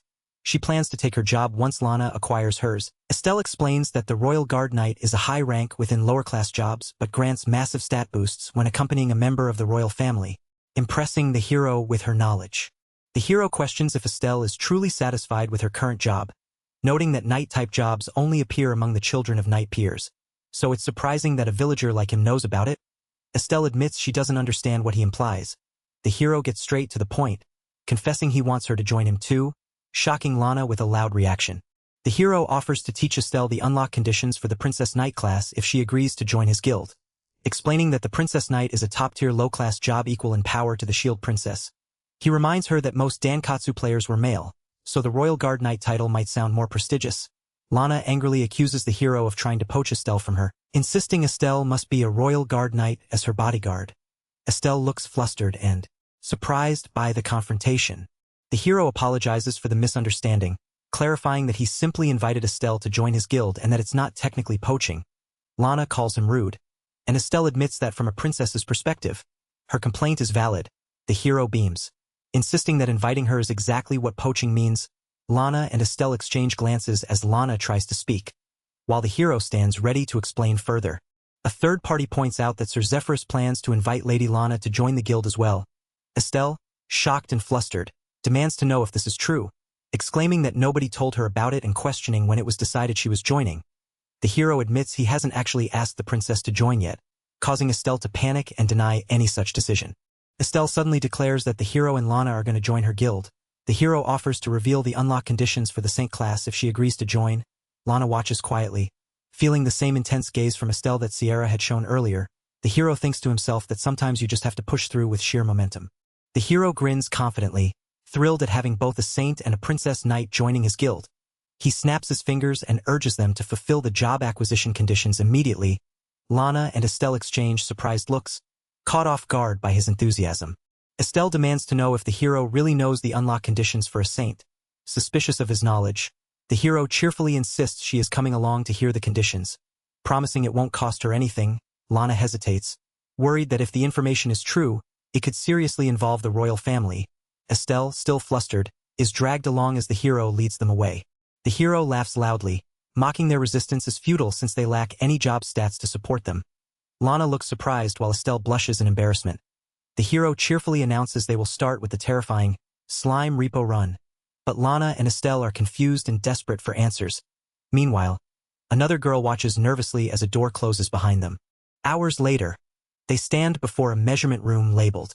Estelle is stunned, and Lana looks uneasy. The hero reassures them, but Lana protests, warning about the chaos this information could cause. The hero insists he told them so, while Estelle and Lana face the reality of the Slime Repo Run's difficulty. The hero explains he actually prefers if the information spreads widely, encouraging them to tell the royal family or anyone else. Lana insists she cannot share it without the hero's permission. Acknowledging the information belongs to him, the hero advises that if the secret leaks, they should say the princess figured it out herself. He then tells Estelle it's her turn next. Outside, Lana rides a horse confidently, affirming she was drilled in riding since childhood. The hero asks if she can get some dress armor to meet the last requirement for the Royal Guard Knight class. Defeating 100 monsters while equipped with it, Lana promises to have it by tomorrow. The hero plans to dive into the beginner mid-tier dungeon first thing in the morning and suggests they meet up when he returns. The hero asks if she has resolved to become a princess knight. She answers confidently that the choice is obvious. He explains the princess knight can be a top-tier attacker and tank alone, while the Royal Guard Knight's true value depends on a royal family member nearby. She looks forward to serving in his guild. The hero checks if Lana is fine with joining too, causing her to blush but agree. He encourages her to proceed without hesitation. Together, they celebrate clearing the minimum member requirement to form a guild. The hero introduces their roles. Alchemist for production, Saint as healer, Shield Princess as tank, Princess Knight as attacker, and himself as an all-rounder. They all smile determinedly, ready to work as a team. The hero resolves to give his all for tomorrow's beginner mid-tier run, hoping to officially form the guild by day's end. He panics, realizing he still needs to come up with a guild name. A flashback recalls a false rumor during the Slime Repo session accusing him of kidnapping girls, which freaked him out. He wonders who reported him as the scene ends. The hero explains the beginner mid-level dungeon is a typical grassland area with almost no traps and low clearing difficulty, making it hard for monsters to ambush. The girl notes it looks like the beginner dungeon, and he agrees. He warns her that monsters become more vicious and traps start appearing, though rare, so she must stay sharp. He points out she is barely invested in combat stats. She acknowledges this but seems determined. She confidently says she has the equipment Zephyrus bought for her, so taking a few hits should be fine. Her cheerful tone contrasts with the seriousness of the advice. The hero admits he's overwhelmed with emotion, admitting any guy would want to gift a cute girl an outfit at least once. He then clears his throat and asks about her total defense power, reminding her that even with low vitality, she can still block some attacks. She smiles shyly, clearly pleased by the compliment. She estimates her defense power is around 26, which the hero finds very low. He stresses the importance of proper equipment to avoid being taken out by stray shots, warning that people from the Patch Seal Sticker Guild will be upset otherwise. She worries about the expense, but he offers to chip in a little and suggests visiting Marie-senpai's place for help. She beams with joy, thanking Zephyrus Kuin and saying she's counting on him. He asks if it's okay, and she confirms happily. He remarks that it doesn't feel too bad to be relied on, then suggests they start clearing the beginner mid-level dungeon together. She cheers in agreement. The hero spots a goblin nearby and commands Hannah to attack it. She responds with determination, gripping her staff tightly. He draws his sword, ready to strike. Hannah casts a fireball spell, but it narrowly misses the goblin, causing her to panic. The goblin lunges toward her, but the hero prepares to defend. The hero urges Hannah to try again, and she summons another fireball. The spell flies toward the goblin as it charges, the tension rising in the battle. The goblin collapses, its health bar nearly depleted. Hana confidently casts another fireball spell, which hits the goblin and knocks it down. She cheers excitedly, shouting that she did it. The hero congratulates Hana on her first kill with magic, asking if her MP is okay. She assures him she still has plenty left since Fireball LV2 only uses 3 MP. He advises steady practice to improve accuracy and warns that close-quarters combat at their rank is dangerous. Hana admits she feels her magic is still a bit lacking. The hero prays for the fallen slime's peace while Hana laughs, saying she'll use slime pop later to cleanse her palate. They look around but find no mana grass nearby. The hero points out this dungeon is the only beginner mid-level one where mana grass can be harvested and suggests they dive deeper. A detailed explanation notes that with mana herb, players can create MP potions using skills like alchemy or potion brewing. MP potions are essential for efficient boss farming, especially as leveling past 20 becomes harder. The hero expresses confidence in Hana's abilities as they prepare to continue their journey deeper into the dungeon. On the 8th floor, the hero and the witch excitedly point out numerous gathering spots for mana herbs. The witch beams with joy, telling Zephyrus there are so many gathering points here. The hero agrees, calling this area quite the hidden gem. The hero reveals a small shovel he bought from Marie-senpai for 1,000,000 mire, announcing it's finally time for its debut. He digs into the ground, uncovering high-quality, double-quantity mana herbs. His eyes widen in amazement at the excellent find. Grateful to Marie-senpai for the perfect timing and great item, the hero thanks her as the witch cheers happily. They gather a large amount of mana herbs together, working hard to harvest. The hero suggests moving on to the next floor to continue gathering. The narration explains that weapon-wielding goblins start appearing from the 9th floor, but the hero easily defeats them with his new Sky Series gear. From the 13th floor onward, he faces up to 4 goblins at once but wipes them out using his wide-range attack magic, Shine Lightning. Throughout, he gathers as many mana herbs as possible while progressing deeper into the dungeon. On the 15th floor, the lowest level, the witch gasps in surprise while the hero stands confidently beside her. She notices a portal that looks exactly like the giant anteater's boss room. At least on the outside, the hero urges her to take a closer look, and she reacts with a startled exclamation point as they approach. The witch tries to see inside the portal but fails. The hero explains that from mid-tier beginner boss rooms onward, the boss's identity remains unknown until entering. Despite this, the witch already knows who the boss is. They note their levels have risen to hero level 21 and alchemist level 22, but the witch's remaining mana is running low. The hero asks her to handle the situation, and she confidently agrees. The scene shifts to a detailed explanation of the witch's alchemy process for making a magic power medicine, an MP potion. She lists the ingredients: magic power grass, water material, and a small or higher-grade magic stone. She notes that using slime jelly instead of plain water improves quality. The witch begins mixing the ingredients, creating a green liquid in the cauldron. After stirring and performing alchemy, the witch successfully produces a low-grade mana potion. Both the hero and witch look surprised and pleased. They celebrate with a high five, proud of the perfect outcome as the potion sits ready on the table beside gathered ingredients. The hero urges the witch to keep making magic potions at this rate, and she confidently replies to leave it to her. He reflects on how strange it is that raw materials can instantly become finished bottles, a phenomenon unique to games. The witch calmly snaps a twig, showing no surprise. The hero acknowledges the world of Dankatsu allows creating weapons and monsters through alchemy, deciding to take full advantage of this benefit as he picks up a potion bottle. The hero drinks 1 potion, restoring 20 MP out of his total 287, and notices the quality has improved. The witch proudly presents a batch of even higher quality potions, surprising the hero at how many have already been made. He thanks her as he drinks another potion, regaining more MP. Fully restored, the hero asks if they should head to the boss battle. The witch instructs the hero to have Hana wait at the recovery point since this is their first fight today. Both exchange good luck wishes, and the hero gives a confident thumbs up, ready to proceed. Approaching the boss room, the hero explains the boss is a night goblin, accompanied by 2 sword goblins and 2 normal goblins. He confidently states he will slaughter them quickly. The hero steps forward as the portal to the boss room shimmers open, and he prepares to enter, his expression calm and determined. The hero notes that the monsters should have already spawned and be lying in wait, but this time they haven't. He sighs, realizing this will be a hassle. Normally, a natural draw like this would be welcome, but since he's basically solo right now, it's problematic. Starting from beginner mid-level, this rarely happens. The odds are so low that summoning usually requires an item. The rare boss appears. The Emperor Goblin, a formidable foe skilled in both magic and close combat, with muscles that look oppressively sweaty. The hero explains that facing a rare boss, which is a whole tier stronger than a normal boss, means the only option is a preemptive strike.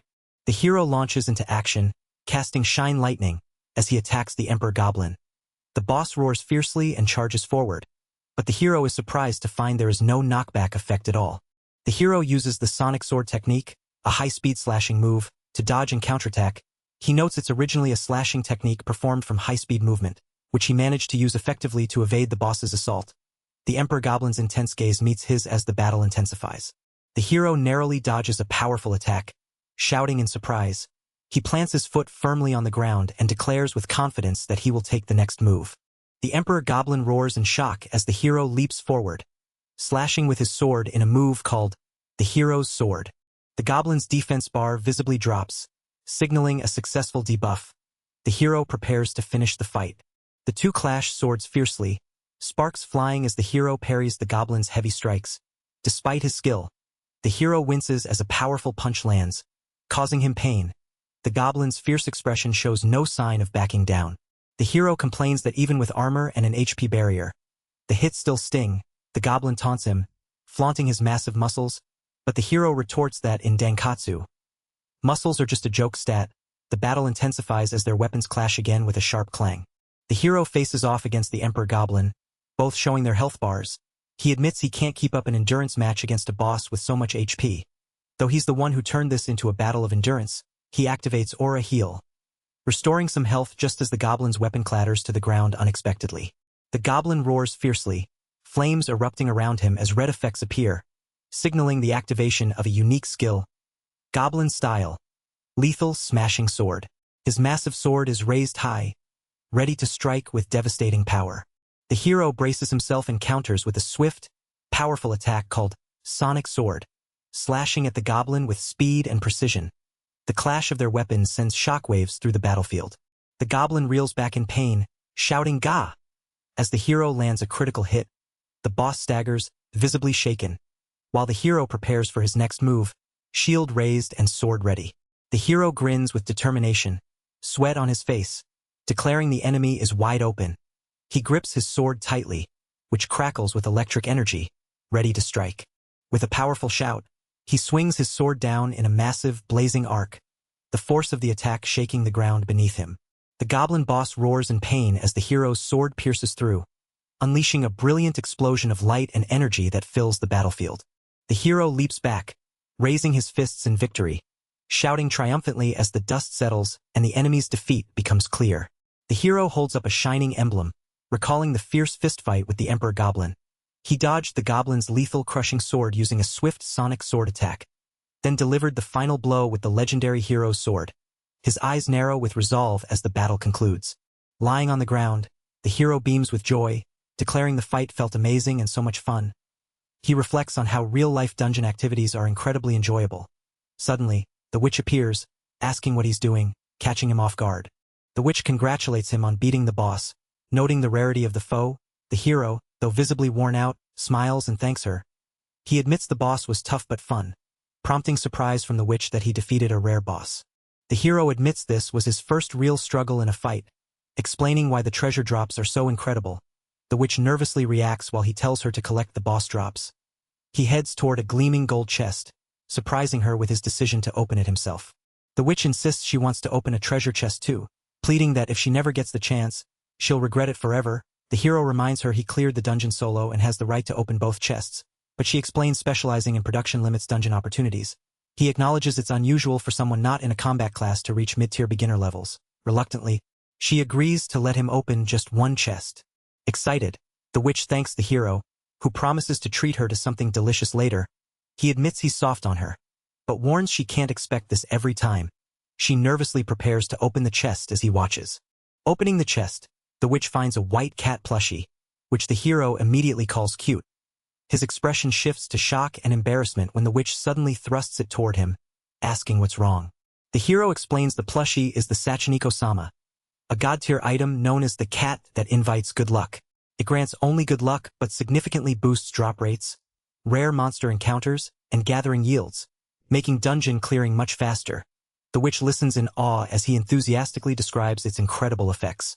The hero explains that among Dankatsu players, the plushie cat is worshipped as a godlike figure due to its incredible luck, with people even placing it on altars with offerings. The witch clutches the plushie nervously, feeling like she's using up more luck than winning the lottery. The hero insists it's his turn next and eagerly prepares to use the cat's luck, praying for good fortune. He reveals a rare monster whistle, an item that increases the chance of a rare boss appearing in the boss room when blown. He explains it can be used 5 times if repaired after 4 uses, making it a jackpot item with no equal for semi-permanently spawning rare bosses. He plans to find someone in the Sea Road to repair it soon. They continue collecting boss drops, including a rare alchemy material shaped like a crown. The witch happily acknowledges the hero's help in getting this far. Despite Hannah not having her dungeon clear proof yet, they decide to head back for the day, agreeing to return later. The witch asks to see his proof, and he prepares to show it. The hero proudly displays his upgraded stats and equipment. Asking how he looks, the witch beams with admiration. Telling him he looks really cool, he smiles gratefully, happy with her praise. The witch praises Zephyrus for his amazing effort and thanks Hannah for her hard work today. They walk together as the sun shines over the dungeon's lowest floor. Meanwhile, a crowd of men inside a coliseum-like structure react with surprise and murmurs. Zephyrus and the witch exit through a portal, drawing attention from the onlookers. The crowd whispers about the hero wearing the badge and having just cleared the Grasslands dungeon, a feat that took others months. They express frustration that underclassmen are surpassing them. Zephyrus casually dismisses the tension, calling them just upperclassmen. The crowd notices the girl accompanying the hero lacks a badge, sparking speculation that the hero defeated the boss solo. Hannah is flustered and intimidated by the attention, but Zephyrus encourages her to stand tall and act confidently. She insists she's just a fragile girl, but he disagrees, noting her impressive stats. Hannah admits the experience was scary, overwhelmed by all the men staring at them. Zephyrus gently pats Hannah's head, commenting on her surprisingly thick and soft hair. Hannah blushes deeply, caught off guard by the gesture. He looks surprised but touched by the moment, showing a rare softness in his expression. She softly thanks him, blushing as she holds her hat. He urges her to hurry and change, heading toward the guild application office, while she calls out for him to wait. He raises his hand to stop her, but then worries he got carried away enjoying himself. The scene shifts to the school hallway and exterior at dusk. Arriving at the guild application office, 2 girls greet him warmly, one exclaiming his arrival with enthusiasm, the other politely addressing him as Lord Zephyrus. Zephyrus apologizes for being late, but the girl scolds him for making her wait. Though she admits it was less than 5 minutes, he asks again if she's joining his guild, calling her princess, and she teasingly agrees. She explains the classic setup of a man as leader and a saint to support him. Inside the office, a girl asks how things are going. Expressing gratitude for his help getting accepted, he responds casually, but then notices 2 new arrivals. The girls wonder if they might be Princess Lana and Knight Estelle. As the newcomer confirms they are guild members invited after Sierra left, they ask if the 2 are acquainted. She scolds him for being beyond common sense, though he insists he's acting within the usual rules of Dunkatsu. As she hesitates, he suddenly grabs her hand, smiling and blaming Sierra for not moving. He announces that everyone is here, the whole party assembled. He wonders aloud if Shield of the royal family is equipment, but she reveals it's her family's alias. He admits it's not in his internal database. She explains their family has produced generations of excellent shield bearers and guards for the royal children. During a major dungeon outbreak 54 years ago, her family blocked monsters, reducing damage to almost 0. This feat is still honored among knightly families. He realizes their relationship is based on this guard and protected bond and offers to introduce them from his side. He introduces Hannah, the alchemist in charge of guild production, who's been unofficially accepted into the dungeon production major. Hannah nervously asks if she's okay and worries about being thrown in jail, but he reassures her to act confident since her level is higher. She's shocked to learn the members are nobles and a princess. He laughs and asks Hannah what she thinks a noble is, while she panics and yells back at him. He explains nobles are a category of people who can get high-ranking jobs, but she insists that's not right. He reassures her she'll get used to it quickly since she talked to Sierra normally during the entrance ceremony. She's flustered as he playfully pulls her along. He reveals he's been pairing up with Hannah to take on dungeons and proudly states she's an alchemist at level 21 with a bright future. 2 girls marvel at how high her level is for a first year, noting it's unprecedented. One admits she's been surpassed since the entrance ceremony, acknowledging Hannah's excellent support. He hands out application forms, telling them to fill them out now that introductions are done. Hannah nervously agrees to become guildmates with the others, who warmly welcome her. They all start filling out paperwork at the guild counter. A guild staff member asks what name they want for their guild, and he begins to answer. He smiles brightly, calling their guild Eden, describing it as a heavenly paradise that appeared once his dream came true. He says there are no better words to describe what his real-life dungeon activity means to him. The girls express their approval of the guild name Eden, praising its good taste and agreeing they have no objections. One girl beams, saying she thinks it's good, while the guild staff member confirms the application to establish the guild is complete. The group stands together, smiling proudly as congratulations are offered on founding the F-rank guild, Eden. Their excitement and unity shine through as they celebrate this milestone. Holding the official F-rank guild certificate and key, the protagonist suggests they check out the guild room immediately. The others agree enthusiastically, and one asks where the guild room is located. The protagonist begins to look it up, sparking cheerful anticipation among them all. The protagonist looks up at the guild building, noting they are on the 5th floor of guild building A, which is VIP treatment reserved for the most important people.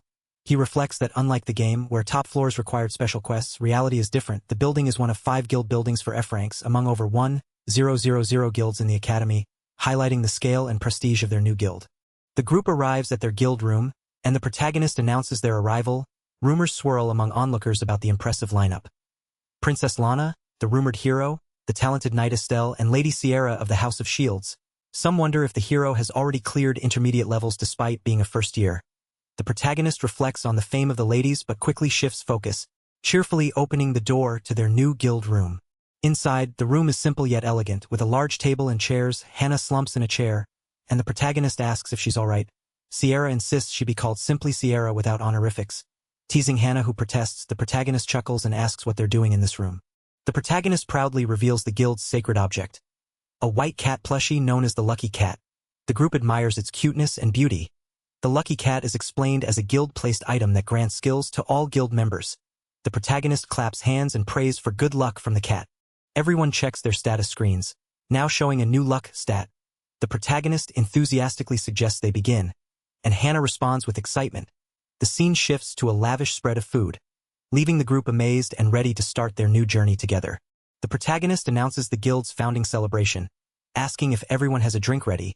He reflects on how it's been just under 3 weeks since starting real dungeon activity and proudly states he has finally formed the guild he aimed for. He declares that the real fun of Dankatsu begins now that the guild exists and vows to enjoy this world to the fullest. Raising his mug, he toasts to the Eden Guild, counting on everyone from now on. The group joyfully cheers together, clinking their mugs in celebration. The scene shifts to an exterior view of their guild building under the night sky, confirming they have successfully founded their real-life Dankatsu Guild. 3 girls cheerfully congratulate Estelle on becoming a knight, their smiles bright and sincere. Estelle responds warmly, thanking Lady Lana, Lady Sierra, and Hannah for their support. The protagonist congratulates everyone on successfully changing jobs to Princess Knight. Receiving thanks from the group, he then outlines the next task. Sierra, Lana, and Estelle must use slime potions to reach level 6 and clear the beginner dungeon. Despite some reluctance, Hannah eagerly accepts responsibility for managing the slime potions. The scene shifts to the guild room as the protagonist announces that the remaining members will have a lecture with him. He invites everyone to return to the guild room.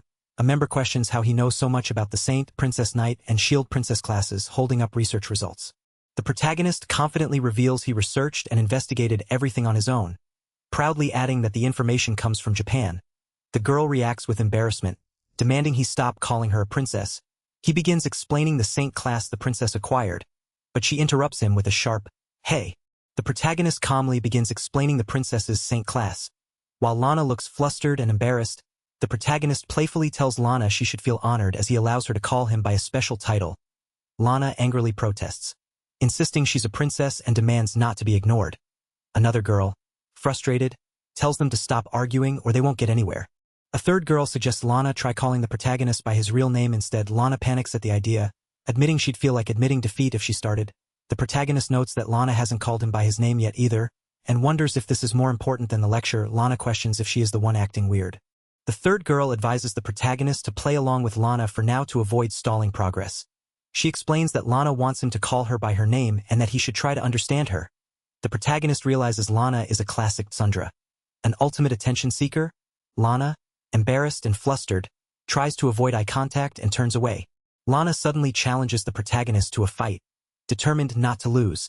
The protagonist strikes a heroic pose and voice, calling out Lana's name with flair. Lana is shocked and overwhelmed by his dramatic display. The girl admits she doesn't know about that particular move, but insists it felt very manly. She blushes and clenches her fists, impressed by its power. The protagonist offers to give her something in return, causing her to nervously stammer his name, Zephy, with tears in her eyes. She calls out his full name, Zephyurisu, with flushed cheeks, startling him so much he falls back in surprise. She quickly covers by saying she bit her tongue, while the other girl watches silently. The protagonist groans, admitting the situation is bad and that real-life Mo is terrifying. The girl with the shield and horse brooch smiles knowingly. While Lana pouts, the protagonist tries to steer the conversation back to building the saint class, but Lana urges him to just get on with it. He explains the saint's role as a powerful buffer who supports allies in battle with buffs and healing, cautioning not to focus too much on healing alone or waste the saint's true potential. The girl listens intently, asking if the saint is really that strong. The protagonist confirms that strong barely covers it. The saint's unique skill, the saint's prayer that continues to protect, grants a continuous healing effect to recovery magic, allowing ongoing healing even after the initial recovery. The amount and duration of healing increase with level, making it incredibly powerful. The protagonist excitedly declares it totally broken, explaining that the saint can escape danger simply by guarding and enduring, ranking second only to the hero in strength. The protagonist advises to focus on leveling up the unique skill and healing prayer. Noting healing magic is effective even at level 1, the saint, looking overwhelmed, listens as he stresses the importance of reaching level 10 for the unique skill. He reminds to prioritize buffs that increase defense and magic since the game ends if the saint is targeted. The girl nods in understanding, holding a memo as a reference and is told she can ask anytime if confused. The girl, now determined, promises to do her best, and the protagonist calls her Zephyrus. She blushes slightly but affirms her commitment. The protagonist admits he's getting a little jealous as she confidently volunteers to handle the task. The protagonist questions Sierra about what she means, but she dismisses it as nothing and demands detailed information about the Shield Princess without leaving anything out. She wants to know everything she can, including skill details and the unique skin. The protagonist is impressed by her thoroughness and agrees to leave it to her, while she challenges him to ask questions if needed, ready to bring it on. The girl asks about the level 40 unique skill Absolute Allure Shield. Wanting to know its effect, the protagonist explains it forcibly draws all attention to oneself for a set time but only applies to enemies hit by your attacks, essentially limited to one target, usually bosses. He warns that if the enemy is already mid-attack, the target switches instantly. He cautions to stay alert as the skill is offensive and warns about taking more damage if careless. The girl is told to be careful. When the effect ends and aggro resets, the protagonist stresses the danger of losing aggro, explaining that if it reverts, regaining it is difficult, risking allies' deaths. The girl admits she can't hold aggro and must avoid that mistake.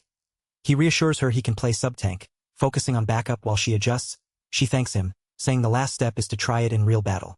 The girl contemplates seriously, and the protagonist smiles, affirming his support. Suddenly, the girl is startled, realizing it's her turn already. Having been distracted while reading, two other girls greet each other warmly, and the protagonist is addressed respectfully as Lord Zephyrus. A new girl reports she has reached level 6 and thanks the protagonist. He promises full support and looks forward to diving into dungeons together. She asks if he read her notes on the Princess Knight, and he confirms. She offers to teach her personal theory on building the Princess Knight strongest, and he eagerly asks her to teach everything. The girl confesses she was surprised by the many potential endpoints for her class, noting there are over 80 skills to choose from. The protagonist explains the Princess Knight can develop along either the Knight or Cavalier path, making the first choice crucial. He asks if she has any preferences, and she humbly admits she would like guidance, just as Lady Lana and Lady Sierra received. He wonders if her indecision stems from too many options. She apologizes, admitting she didn't know what would suit her due to her lack of strength. He reflects that once you start building a class, you can't go back, recalling how his initial attempts at building a knight in the game ended terribly. She likely understands the weight of this decision, unable to take it lightly. He admits he doesn't know what suits her best but promises to show her the goal he personally recommends, emphasizing aptitude doesn't matter. She asks if that goal is the pinnacle of strength, and he confirms, warning that if she's only longing for the idea of being a knight, she should stop. He encourages her to be realistic, but he will guide her.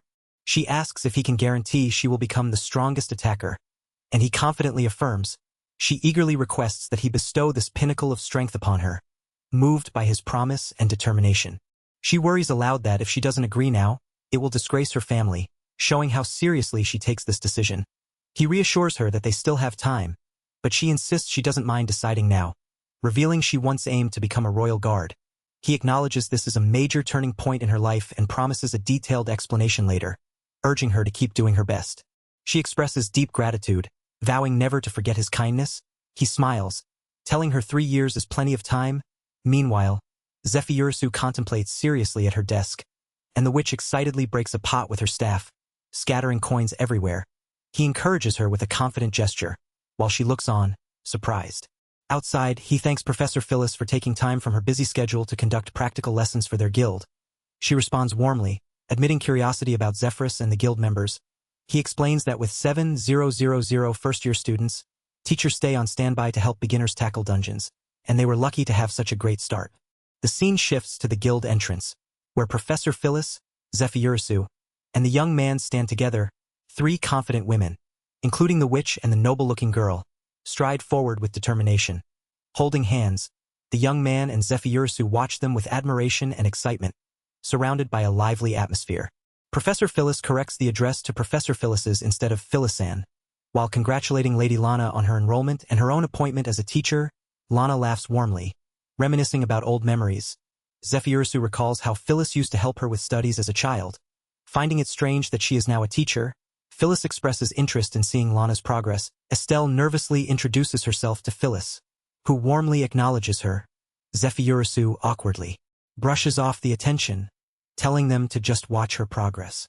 Estelle is reminded to call Phyllis professor at the academy, and Phyllis insists on the formality. Lana happily greets Phyllis, who looks forward to working with her.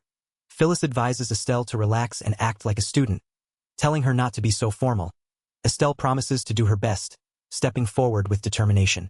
Phyllis thanks Sierra for accepting a sudden request to teach today, and Sierra responds with a smile, saying she'll take care of things. Zephyrusu wonders if they are close. Noting their businesslike demeanor, Phyllis invites everyone to get going, leading the group through a portal. The group, including Phyllis, Lana, and Estelle, smiles confidently as they prepare to depart. Zephyrusu and the young man wave goodbye, wishing them a safe trip. Zephyrusu wonders if the group will pass the tutorial, but reassures herself it will be fine since it's just a tutorial and likely hard to fail.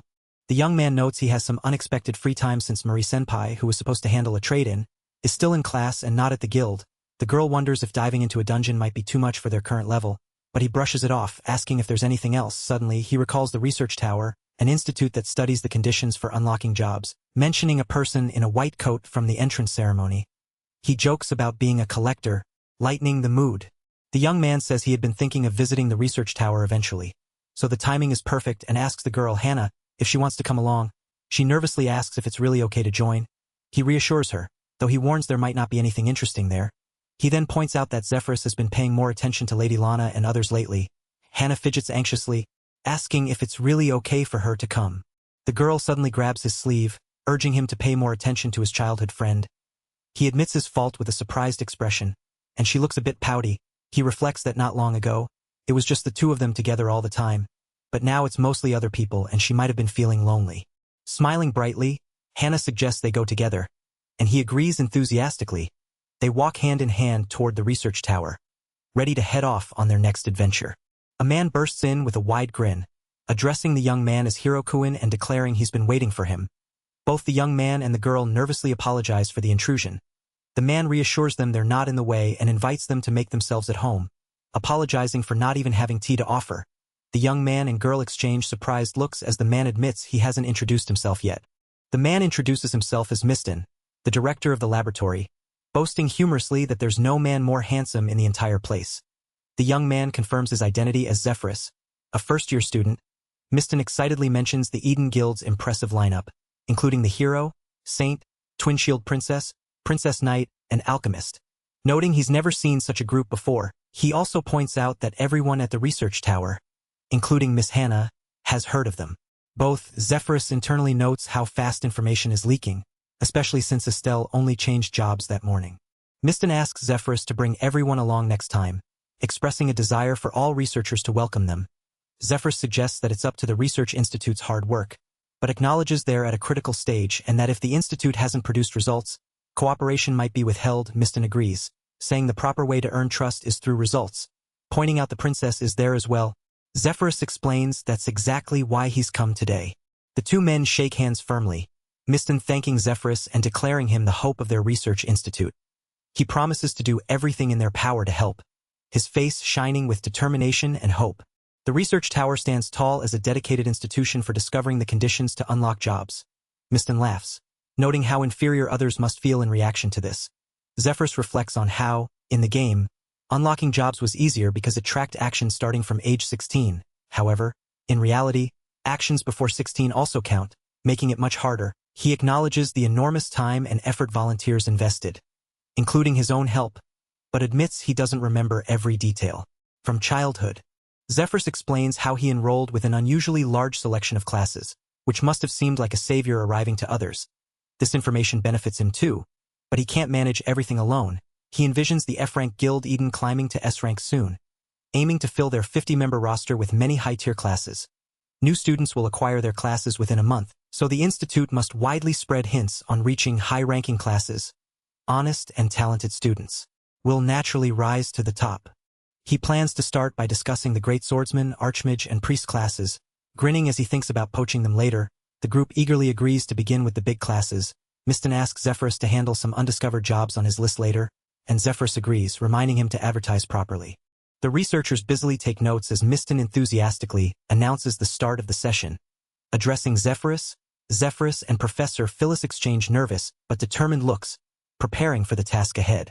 They reflect on the researchers, agreeing they were amazing people with a drive like Dankatsu players, which made them likable. The young man confidently welcomes the challenge of more rivals.